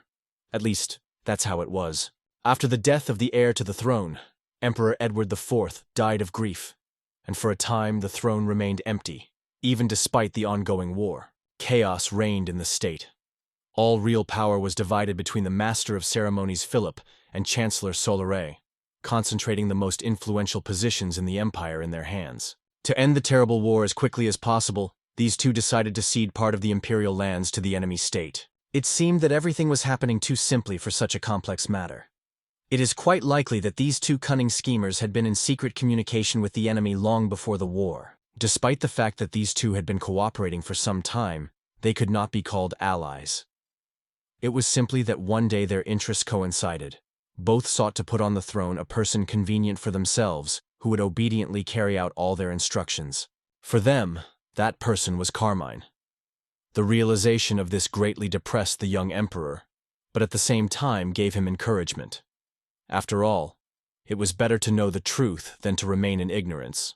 When he was due to be born, no one knew whether it would be a boy or a girl. So all that was left to do was wait for that moment. People did not yet fully understand the laws of inheritance, but it was obvious. Men had an advantage over women. They did not yet fully realize how necessary it was. After all, the other claimants to the inheritance were the child of the heir to the throne and the baby carried by the late prince's mistress. It was like a real bloody massacre, and the family had completely lost their minds. The young emperor could not understand why the empire had not yet erupted into civil war due to the struggle between the two opposing sides, since neither the Chancellor nor the Master of Ceremonies wanted to give in to each other. There were two reasons for this. First, there was a great difference in fighting power between the parties. Chancellor Ryle's power far exceeded the capabilities of Master of Ceremonies Philip. The French consuls controlled almost half of the entire empire. Their lands were the most developed both militarily and in terms of internal organization. Therefore, during the Civil War, the Master of Ceremonies had no chance of winning. It was because of this that the stronger side took advantage of the opportunity and seized power, and the Master of Ceremonies, having no other choice, allowed the enemy to carry out his plans. In the event of the death of the young Emperor Carmine, it was the Master of Ceremonies who would become the next ruler. The law of succession clearly stated this, and the Chancellor could not ignore such a threat. In the end, all those who had higher rights to the inheritance than Raoul were personally destroyed by him. However, he did not dare to kill the Chief Master of Ceremonies, because that would undoubtedly make him a rebel who had seized the throne without permission. As long as the Master of Ceremonies faction exists, the risk of betrayal will always remain, and the danger of the Chancellor faction's influence will never disappear. He realized that his death would not be beneficial to Chancellor Ryouchi, while Master of Ceremonies Philip was still alive. But this situation could change at any moment. The reason why Master of Ceremonies Philip could not kill Carmine was extremely simple. Carmine was the son of his daughter, that is, Philip's own grandson. No matter how cruel a person is, it is unlikely that anyone would dare to perform such a ceremony, sir. He would not dare to do such an act, because if it became known to the public, he would be brought into unspeakable shame. Although Philip was first in line to the throne, the nobles would hardly have supported someone who killed his own grandson for the sake of power. He realized that he had to find the perfect balance and maintain that equilibrium, at least as long as neutrality remained. The main thing is to remain a convenient figure for both sides so that neither of them even has the thought of an assassination attempt. At this time, both camps tried to brainwash the young emperor and win him over to their side. However, for Carmine, who has an adult mind and knows how to read people, all these insidious intriguers will become a valuable source of information. The main thing now is to behave like a normal child of his age, otherwise he might be suspected of lying. Carmine coped with his role perfectly and mentally thanked the short-sighted aristocrats for the valuable information. The day ended when a servant informed the emperor that all scheduled meetings were over and advised him to return to the common hall. A light and agile servant named Harkladif was entrusted with the care of the young emperor. Interestingly, Hark's side included not only supporters of the Chancellor and the Master of Ceremonies, but also many independent aristocrats. At first glance, it seemed like she could be trusted, but in reality, she was just trying to please absolutely everyone. For example, Gark often had to tell all parties about which dishes Carmine liked and which she had no interest in. For aristocrats, such information was important information. After all, if such an opportunity arises, a real statesman from different factions would compete to please the emperor in every way possible. Statesmen could always turn to Karko for advice before seeking a way to please the ruler. For a small fee, he was happy to share any information. Herc was only interested in money, a true glutton, happy only when his wallet was stuffed to the brim with gold coins. The room had poor soundproofing, but the noise from the main hall did not reach the waiting room. Only he had the special privilege of entering the waiting room without permission, while everyone else entered there only after his approval. Hark had a unique ability. He could eavesdrop on any conversation in the main hall at any time. In addition, it was up to him who was allowed to see the ruler of the state. For this reason, Carmine was always forced to pretend to be a helpless and naive young emperor. His life was under constant scrutiny, and Carmine could not afford any weakness. Even the smallest mistake could be fatal. One day, on an ordinary day, Alexia's mother, who was acting as regent for her son, the emperor, unexpectedly came to visit. He had to immediately point out to Alexia that visiting the emperor without notice was not permitted. However, she confidently replied that she was Carmine's biological mother and only wanted to see her son, the emperor. Shia completely ignored the annoying Hark and his rules, appearing whenever she pleased, always justifying it by saying that she was the emperor's mother.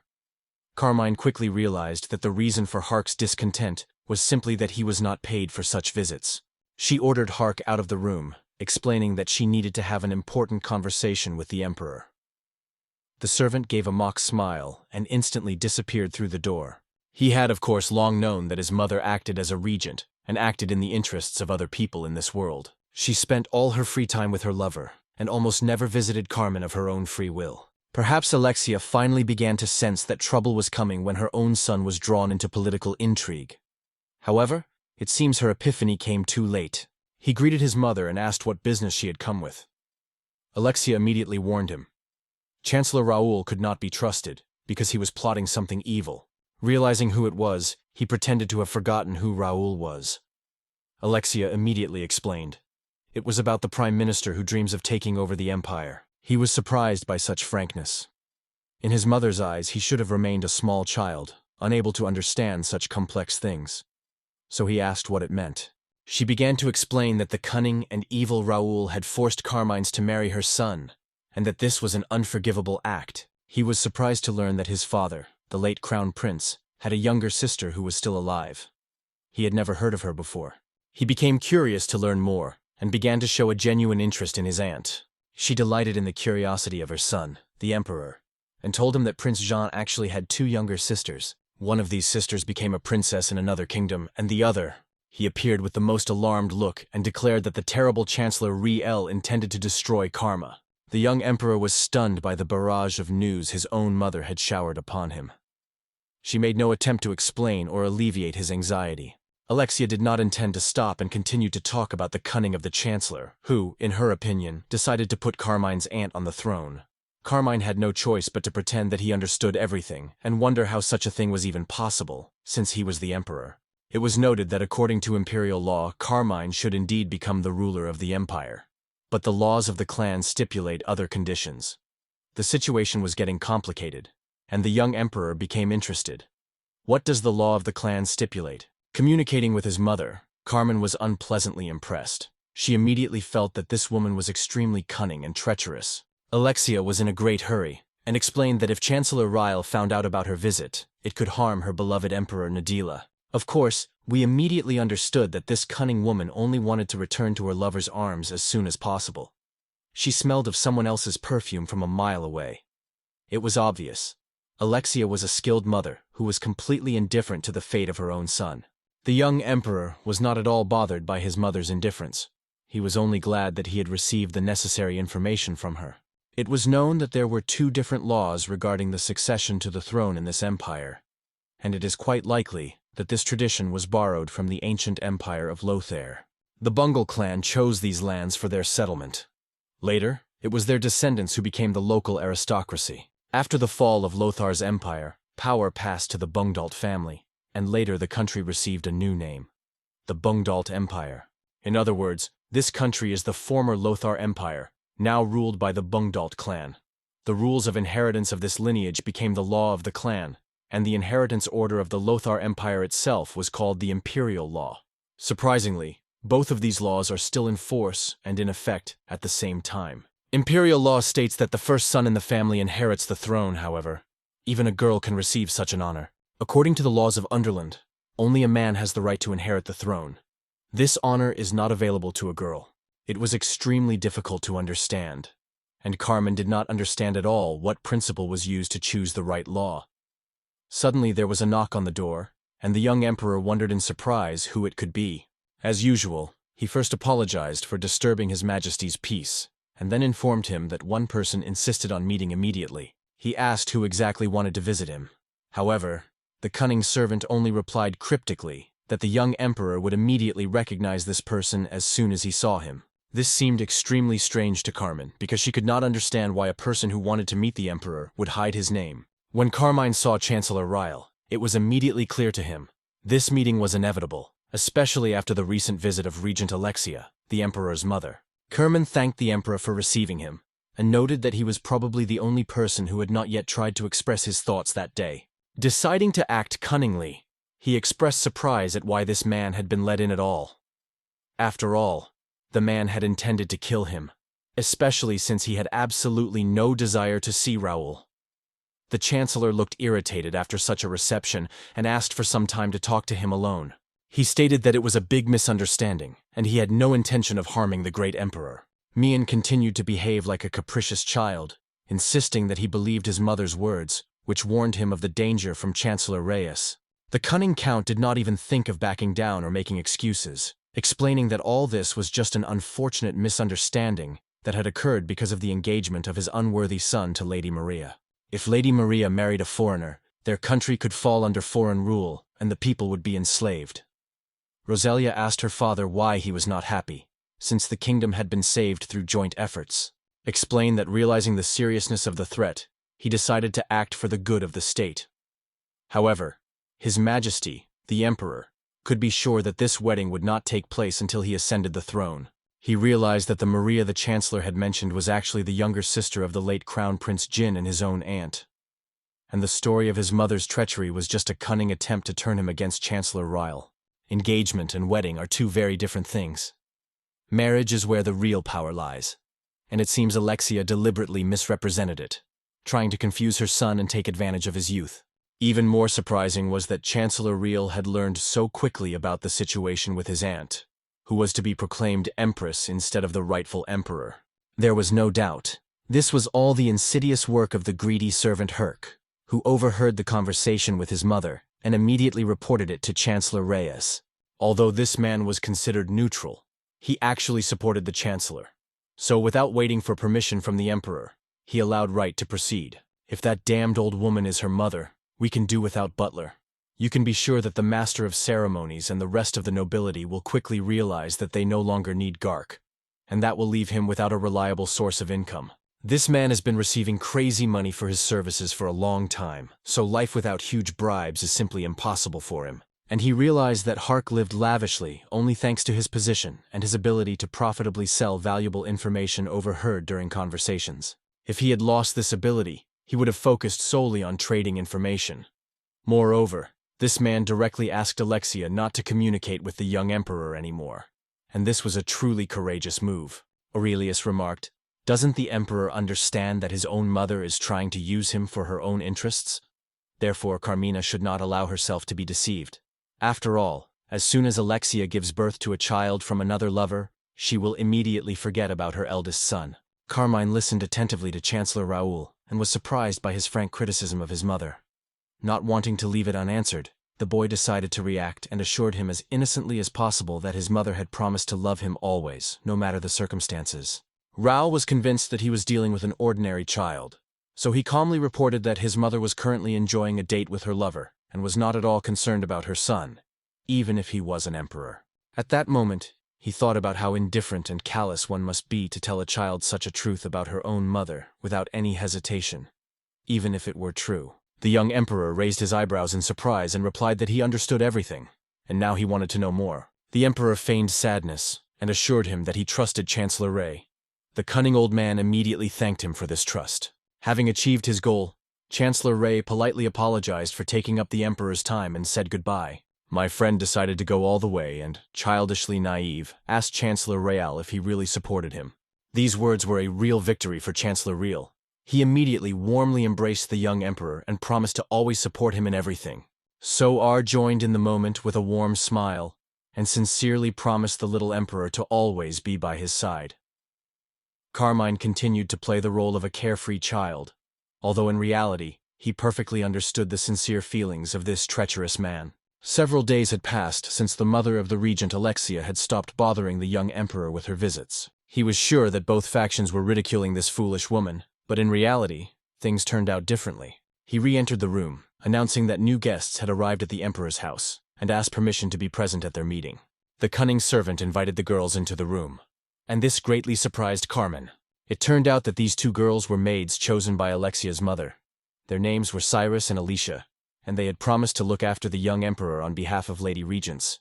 At first glance, Cyrus and Alicia seemed surprisingly beautiful and skilled maids. But behind this mask were hidden only another intrigue of the political game that had already tired the young emperor. Several years have passed since Carmen's rebirth, and lately all his worries have been related to the need to get acquainted with the new aristocrats who constantly visited him. Aristocrats used the occasion to introduce Ferdinand to their daughters, who were about the same age as Carmen, and such meetings were sometimes interesting and sometimes simply funny. She understood that all of these girls were potential brides for the young emperor, and Carmen was curious to see if he would have any choice in the matter. During these meetings, Carmen noticed that the girls didn't like him at all. It was clear from their reactions. These shackrats advised their daughters to be more friendly with His Majesty and show good humor, but it looked strange and unnatural. This time, the puppet emperor, as Carmen called himself, was overweight and did not attract young ladies at all. He didn't exercise at all and barely moved. In addition, he ate fatty foods every day, so it was only natural that he quickly gained weight. All food was thoroughly tested for poison, so by the time the dishes reached the table, they had already cooled down and become completely unappetizing. He realized that even the weight he gained could have its advantages. The adults around him became less vigilant, and this opened up new chances for him to gain benefits for himself. Unfortunately, this meant that in the future he would have to say goodbye to the carefree life in the harem of this magical world. But Carmen didn't particularly care about that, because he had much more serious concerns. The emperor also noted that among the aristocrats he had met, there was a preponderance of men. It seemed that in this world, men had a clear advantage over women. Nevertheless, several aristocratic women did visit, and each of them impressed with their outstanding magical abilities. Mages in this world were part of the aristocracy, which is understandable when you think about the origins of their position.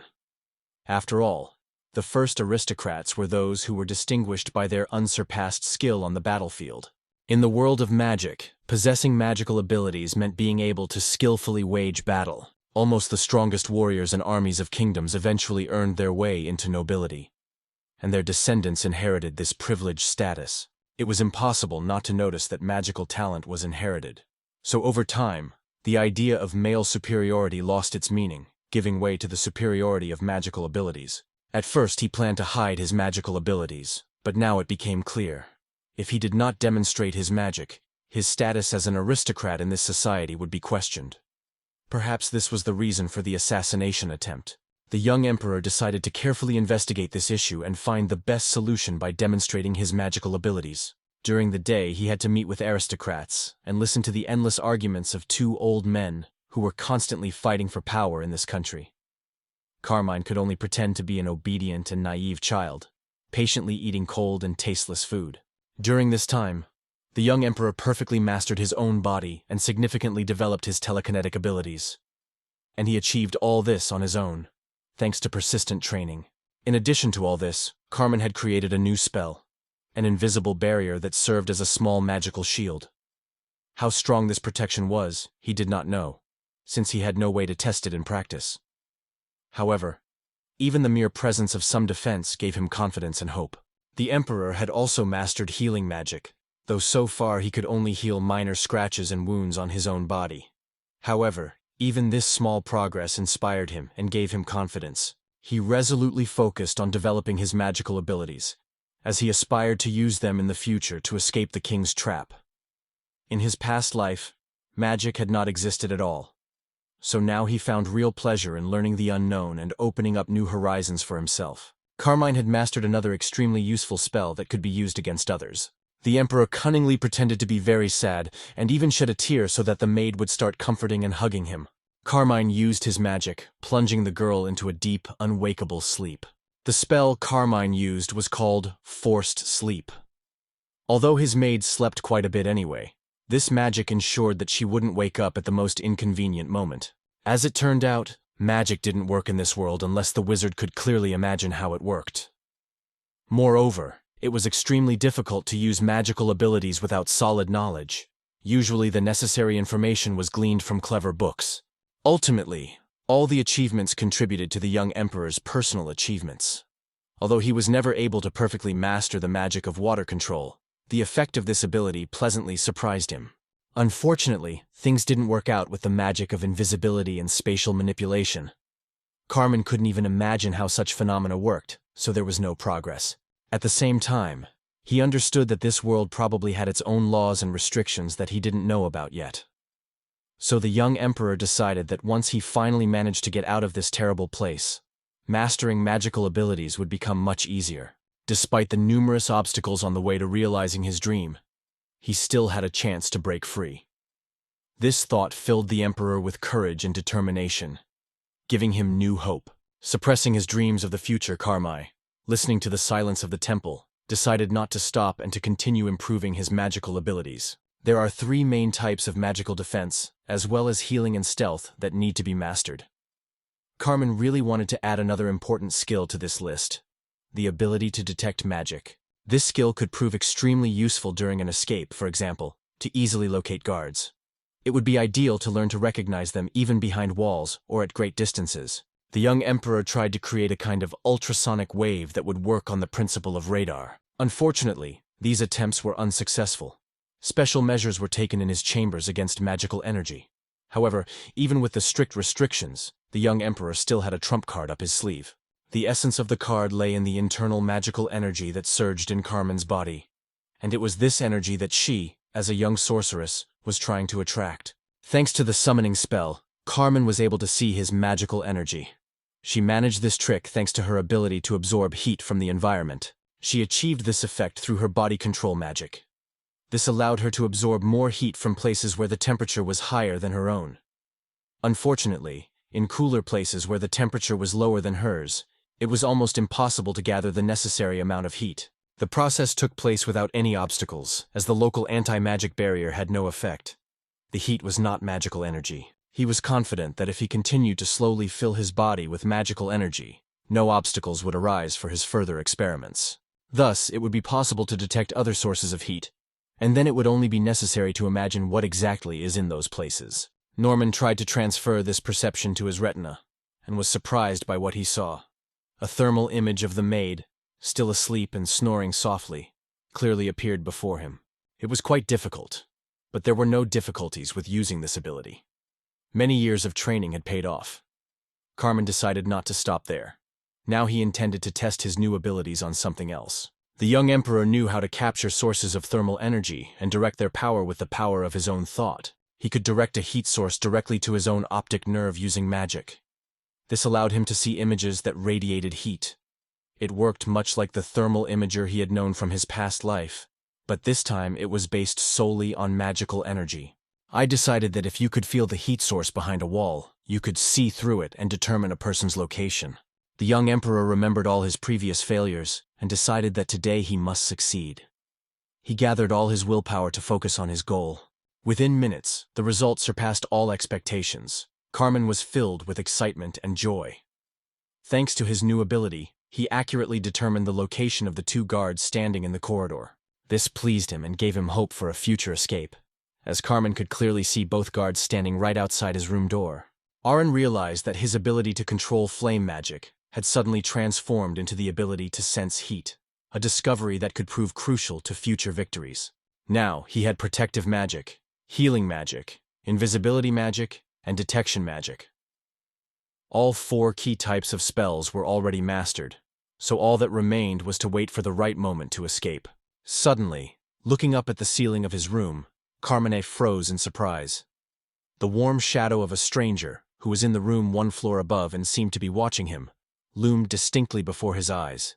This made Carmen disappointed with everything he had achieved and truly anxious about his own life. At that moment, the young emperor felt truly terrified, as he instantly realized that this person was plotting something terrible against him. Carmen tried to figure out who the figure was and remembered. There was nothing on the floor above, so the stranger was on the roof of the building. The young emperor, suppressing his anxiety, pressed himself against the bed. Terrible images appeared in his imagination. It could be a hired killer or an outside guard. In any case, the situation did not bode well. I had no idea how long this man had been on the roof, and I knew absolutely nothing about his intentions. And that was the worst part. The realist in me understood. This person has been observing all my magical experiments for a long time. If this observer really saw and understood everything that was happening, then without a doubt, he passed on the information he had gathered to his master. And who that master might be is unknown. It was clear that only the young emperor in this room possessed magic, so his secret preparations for escape had long been the property of everyone present. So, the young emperor assumed that he might have a special talent for magic, since no one else in the room could use it. And if so, he might be recognized as special and wanted to be rid of. Carmen's thoughts were not giving him peace. Now everything around him seemed dangerous, and at any moment he expected an attack from his enemies. The stranger watching them posed a real threat, so they had to decide as quickly as possible what to do next. Carmen completely forgot about sleep. Anxiety forced him to feverishly consider his next steps. The emperor tried to act as calmly as possible, but the curse observer did not leave the roof for the next few days. This worried him more and more, because feeling someone's watchful eyes on him, even at night, was extremely unpleasant. The emperor had no idea who the owner of this watcher was, or what he was doing. However, he could not ignore the fact that the stranger most likely intended to kill him. Stress, constant fear, and insomnia increasingly affected Carmine's health, gradually affecting his appearance.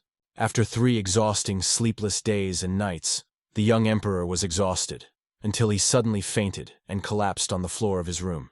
3 weeks had passed since the young emperor had first noticed the mysterious observer in his chambers. Despite his failing health, Carmine continued to assure Gark that he was fine. The emperor reminded him that it had been a long time since he had lost consciousness. It should now be obvious to everyone present that his condition had improved considerably, so there should be no undue concern. He explained to the doctors and servants that excessive worry was preventing him from living peacefully, and he categorically asked everyone to disperse. This worked. Most of them immediately left the room, And of course, everyone understood that his condition was in no way related to poisoning. However, after that morning, it seemed to many that an attempt on the young emperor might have been made, so various adults crowded around him every day, carefully monitoring his health. In reality, he was losing consciousness due to exhaustion and excitement. However, behind all this, there was also a mysterious figure that never disappeared. It constantly watched him from the roof. She continued to stay upstairs, carefully observing everything that happened in the emperor's room.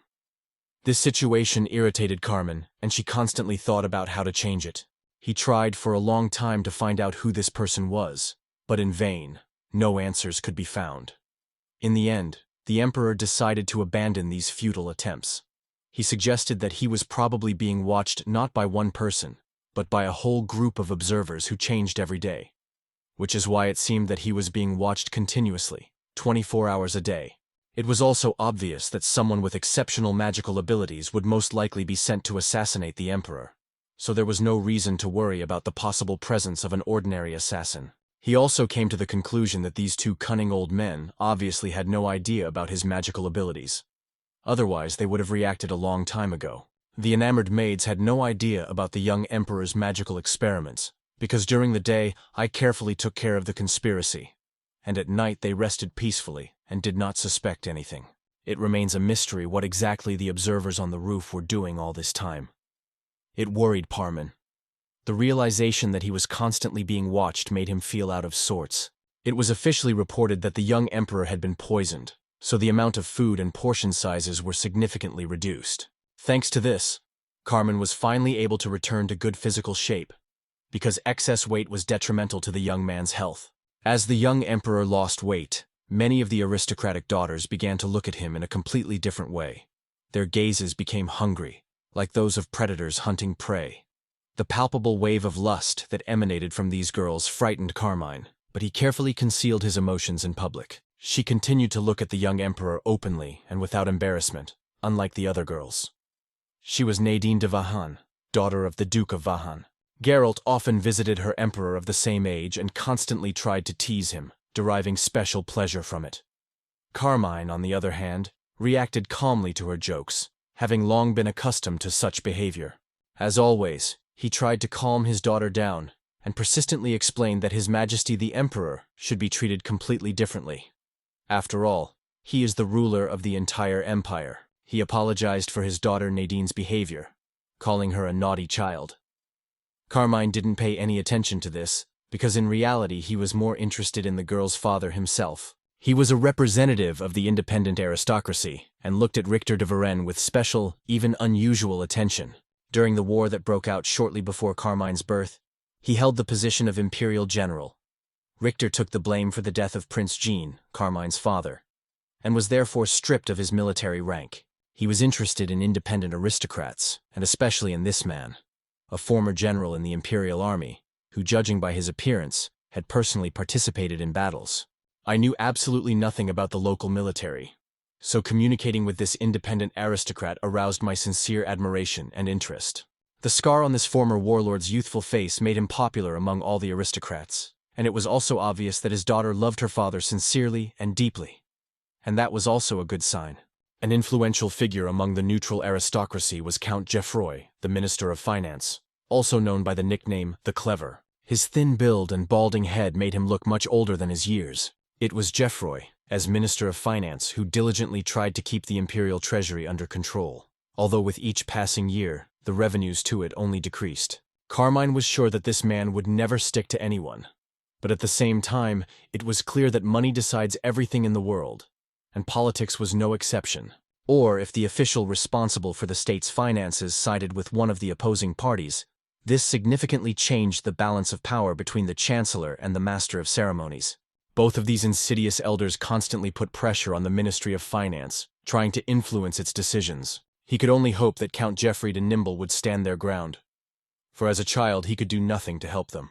Another man attracted the attention of the young emperor. Alfred Levantite promised to support whichever faction would place the crown on the head of the new emperor, and that seemed fair. At the same time, Count Alfred said almost nothing about himself, but from the conversations of other aristocrats and from widespread rumors, Carmine learned that he was the head of the intelligence service.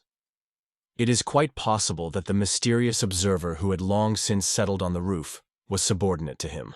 The emperor realized that it was too risky to ask the maids or servants about this man. Any of them could be his spy. So the best solution was to approach Count Alfred himself and learn more about him.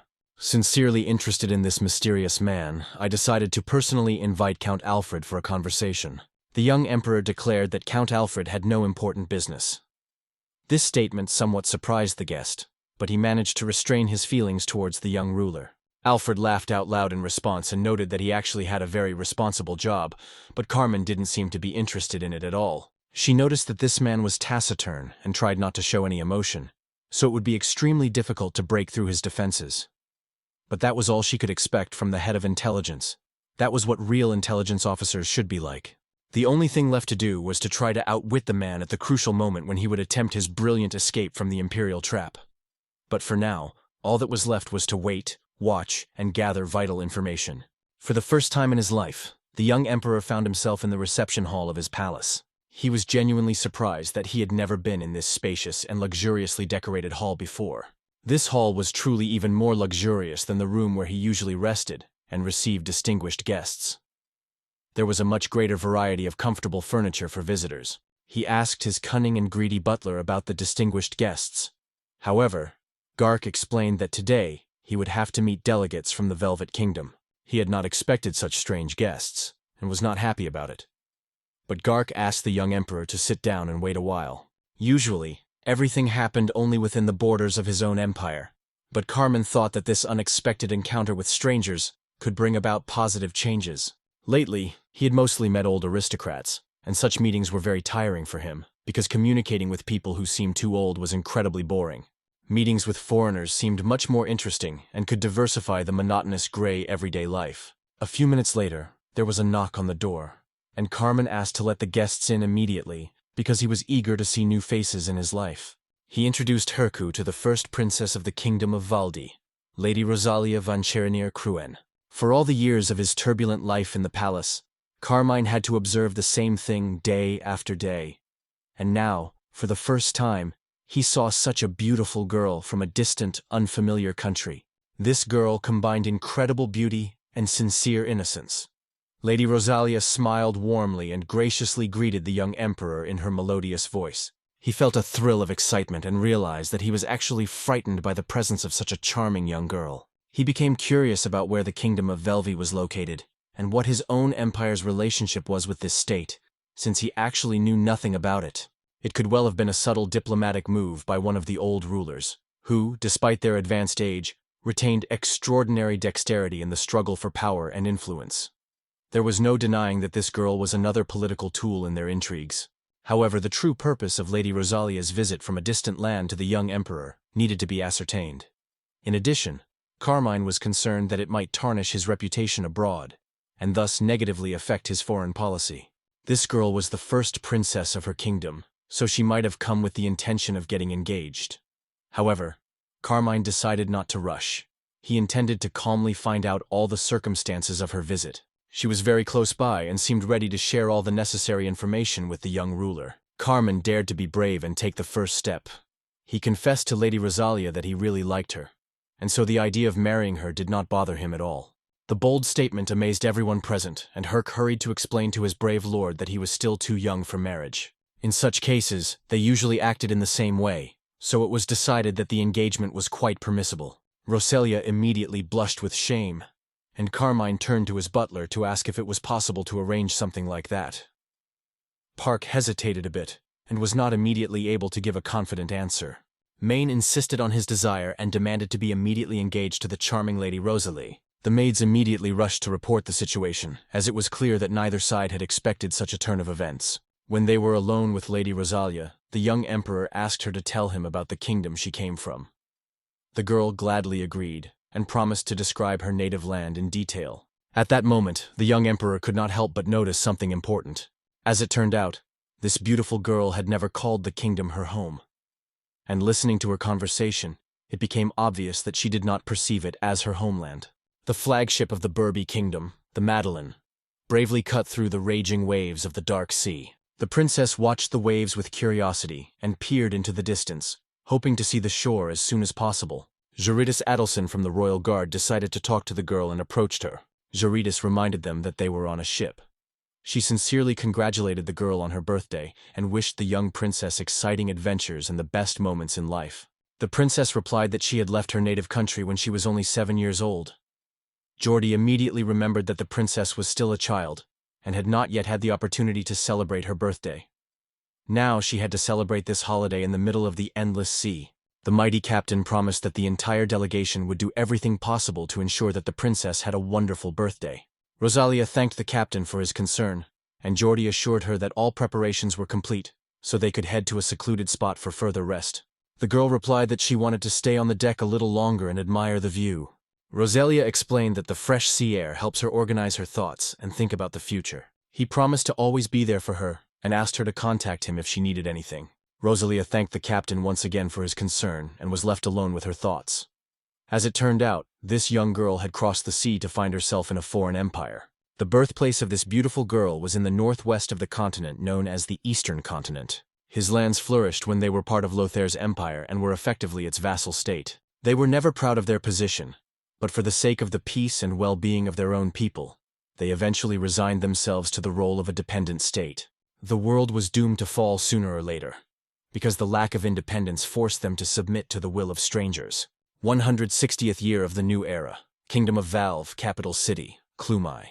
During another meeting of the ruling elite, attacks on individual villages were discussed. These attacks, the work of fanatics, ended in complete looting. Alex Van Shylonger was shocked by the terrible news and frantically searched for a way to fix the situation.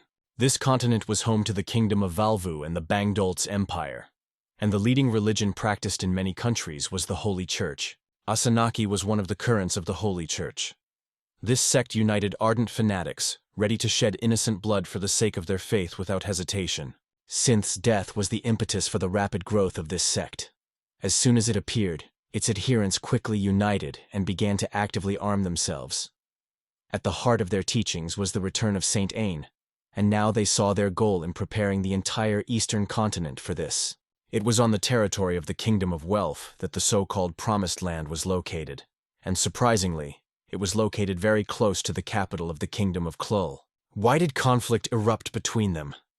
Everything would have been much simpler if this sect had been more peaceful and resembled other religions that also believed in the Promised Land. By uniting numerous sects, a hereditary faction was created, an influential force that even kingdoms had to reckon with. There were many sects in the Holy Church, and it so happened that it was in the regions near the landing site of the sloop that sinister cults prevailed.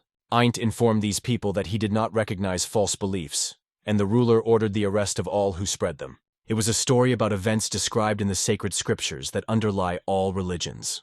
It is also known from history that these lands were already inhabited by people when Ain landed on the continent. He tried to subjugate them to his will, but this did not in any way affect their beliefs. This was explained by their interest in the technologies of the continent's inhabitants. They sought to seize everything they needed, covering their actions with religious beliefs. The analogues of the old continent were significantly inferior to the eastern ones in many aspects, and only among the colonists of St. Ainon, or the rulers capable of mastering these technologies, were there a few who succeeded. Modern historians believe that the spread of Sentu is explained precisely by the fact that master craftsmen adhered to the teachings of Ainon. People believe that the conflict on the western continent was the result of a clash of different beliefs. One way or another, the Kingdom of Velv, along with the Holy Scriptures, declared the evil kingdom to be the culprit of all the troubles. They said that they were the ones who had taken over the Promised Land and were not allowing a single soul to enter. In fact, the kingdom itself was built by the same people who once drove the Sint and Aint settlers from this land. However, the modern Kingdom of Velv has nothing in common with its distant ancestors.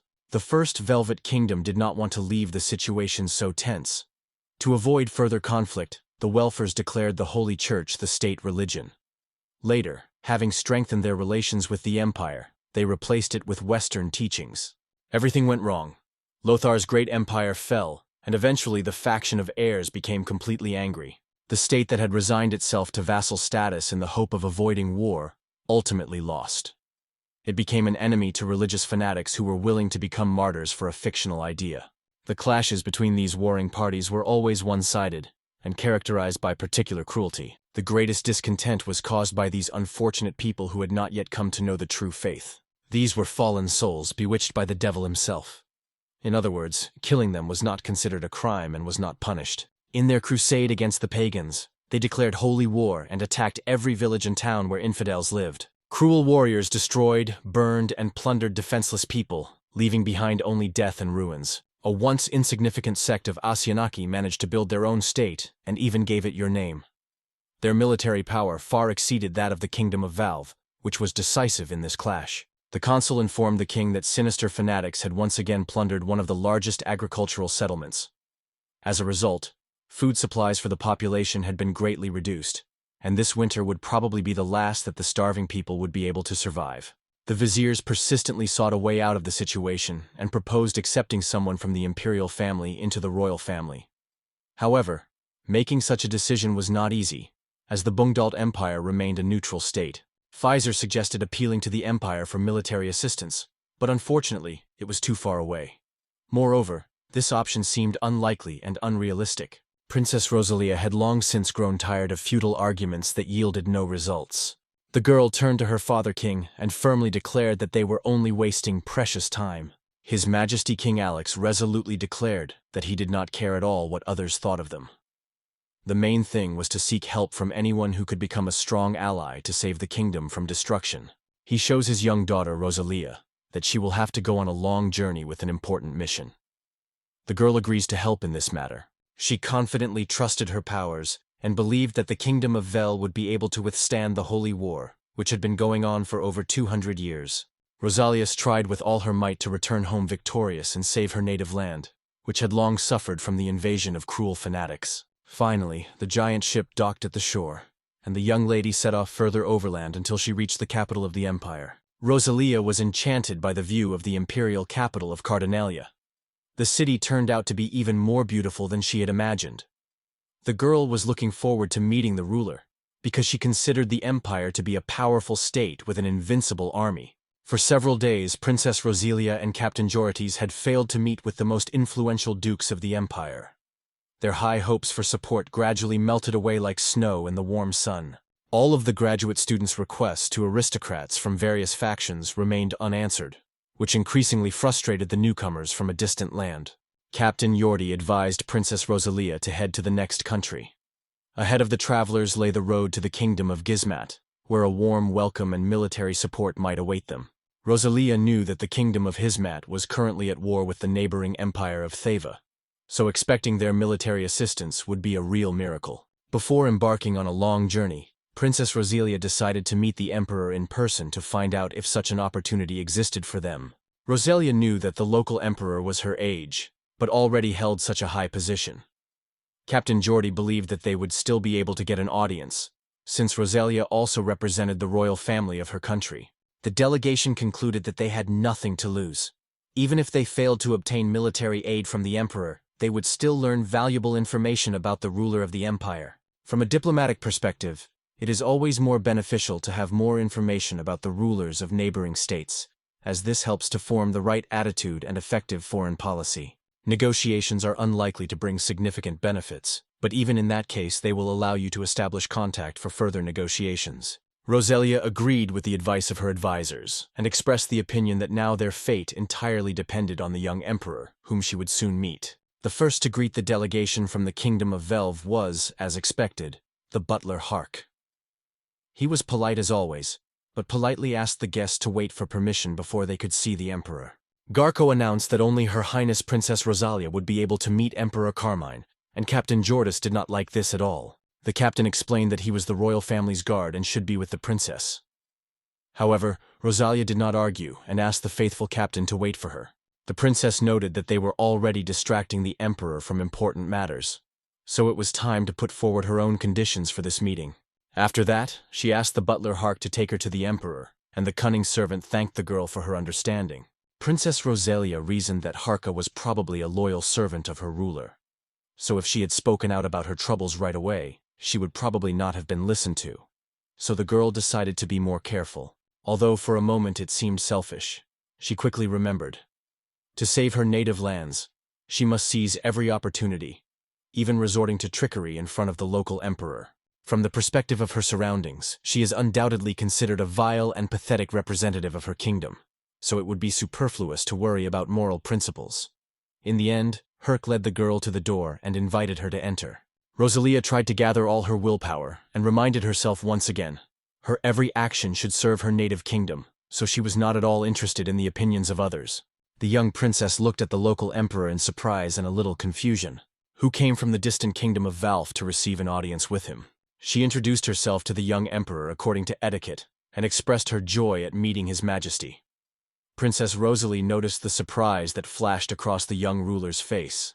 It was noticeable that despite Carmen's childish appearance, his gaze held the wisdom of an adult, even an old man. It looked strange and mysterious at the same time. After a short conversation, the young emperor confessed his feelings for Princess Rosalia. This came as a real surprise to everyone present, and especially to the girl herself. Neither the Chancellor nor the Master of Ceremonies reacted at all to the problem of the Kingdom of Valve. They only patiently waited for them to leave their country, fully aware that they should not count on anyone's help in the fight against the fanatics. Raoul believes that it is not worth expecting help from a country that is on the verge of extinction. Therefore, in his opinion, it is useless to waste energy on such support. Master of Ceremonies. Philippe also did not want to waste resources and money on a hopeless cause. The Emperor's whim. The puppet ruler of Carmona suddenly proposed marriage to a foreign princess, much to the surprise of two old schemers. Everyone expected the young emperor to have his own aspirations, but his action turned out to be completely unpredictable. It should be immediately realized. The one who manages to fulfill the young emperor's wish will become the most precious person to him. Chancellor Raoul and Master of Ceremonies. Philip found themselves in a difficult situation, because they realized that now they had a unique chance to get closer to the young emperor and become his most loyal allies. They decided that even if neither of them was particularly eager to help, in this situation they both had to act, to outdo each other and prove their loyalty.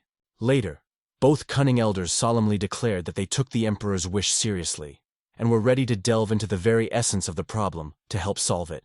Even the irreconcilable rivals agreed to discuss the emperor's engagement together, after which they would join forces to resolve the problem with the Velocity Kingdom, even providing it with military support. Representatives of the Kingdom of Velve successfully visited other states, seeking the necessary support. Many were surprised that the young Emperor Carmen decided to support the Kingdom of Velve. In the end, everyone concluded that the key reason for this was his engagement to Princess Rosalia. Several other countries agreed to support the Valve Kingdom, and this became a real breakthrough not only for the world, but also a saving mission for the nation itself. When they returned home, the seasons had already changed, and the land was gripped by a harsh winter cold. In addition, the Kingdom of Valve had undergone dramatic changes. Princess Rosalia announced with a happy smile that her mission had been successfully completed. His Majesty King Alex sincerely thanked his beloved daughter for her efforts and admitted that he had not even expected such a stunning success. Thanks to the support of various countries, people managed to survive the harsh winter, regain previously lost cities, and push enemy troops far from the brave lands of the kingdom. Alex asked the girl not to follow the formalities, since they were the only two left in the room. He noted that their kingdom was indeed saved, and this pleased him. But at the same time he was left with a feeling of unease. Something was bothering him. His father admitted that he was constantly troubled by thoughts of his engagement to Emperor Carmine. He could not understand how it had happened during their first meeting. Everything seemed so strange and incomprehensible. Alex explained that as far as he knew, this young emperor was just a weak puppet in the hands of influential quarter aristocrats. If their state had not found itself in such a difficult situation, he would never have turned to this man for help. Alex admitted that as a father, he was extremely worried about the fate of his dear daughter, and emphasized that she should not have agreed to this engagement. Although the young emperor was almost the same age as Rosalia, he was still 2 years younger than her. It was unwise to sacrifice himself for such a marriage. Rosalia was surprised to learn that Carmine was a puppet. She sensed a completely different aura from him and noticed a powerful inner strength. The girl remembered his gaze, full of secrets and mysteries. It was hard to believe that Carmine was younger than her. Listening to her father's words, the girl was sure. The young emperor would be able to rule not only the country, but perhaps the entire world. Rosalia told her father that he was wrong. because she was convinced that His Majesty Emperor Carmen would become an outstanding person. She would be happy to support any of his undertakings. Alex was surprised by his daughter's confidence and suggested that she consider breaking off the engagement. He reminded her that perhaps her decision was dictated solely by emotions. I will explain that if she breaks these promises, it will seriously undermine the prestige of the kingdom, and this cannot be allowed to happen. As the princess of her native kingdom, she is obliged to fulfill her duties with dignity and maintain her own authority. Hearing these words, King Alex was moved to tears and confessed that he was infinitely grateful to his daughter for taking care of his native kingdom. Princess Rosalia gently asked her father to calm down and promised that everything would be fine with her. At this moment, Queen Bjorby entered. She was happy to meet her beloved daughter and congratulated her on the successful completion of the mission. She asked Rosalia to tell her as much as possible about the upcoming engagement, because as a mother she should know all the details. She asked her beloved daughter to stop playing the role of an adult and immediately tell her everything she had already learned about love. The princess blushed, her cheeks flushed. She hastened to justify herself, saying that she was only fulfilling her duty to the kingdom and was ready to make any sacrifice for it.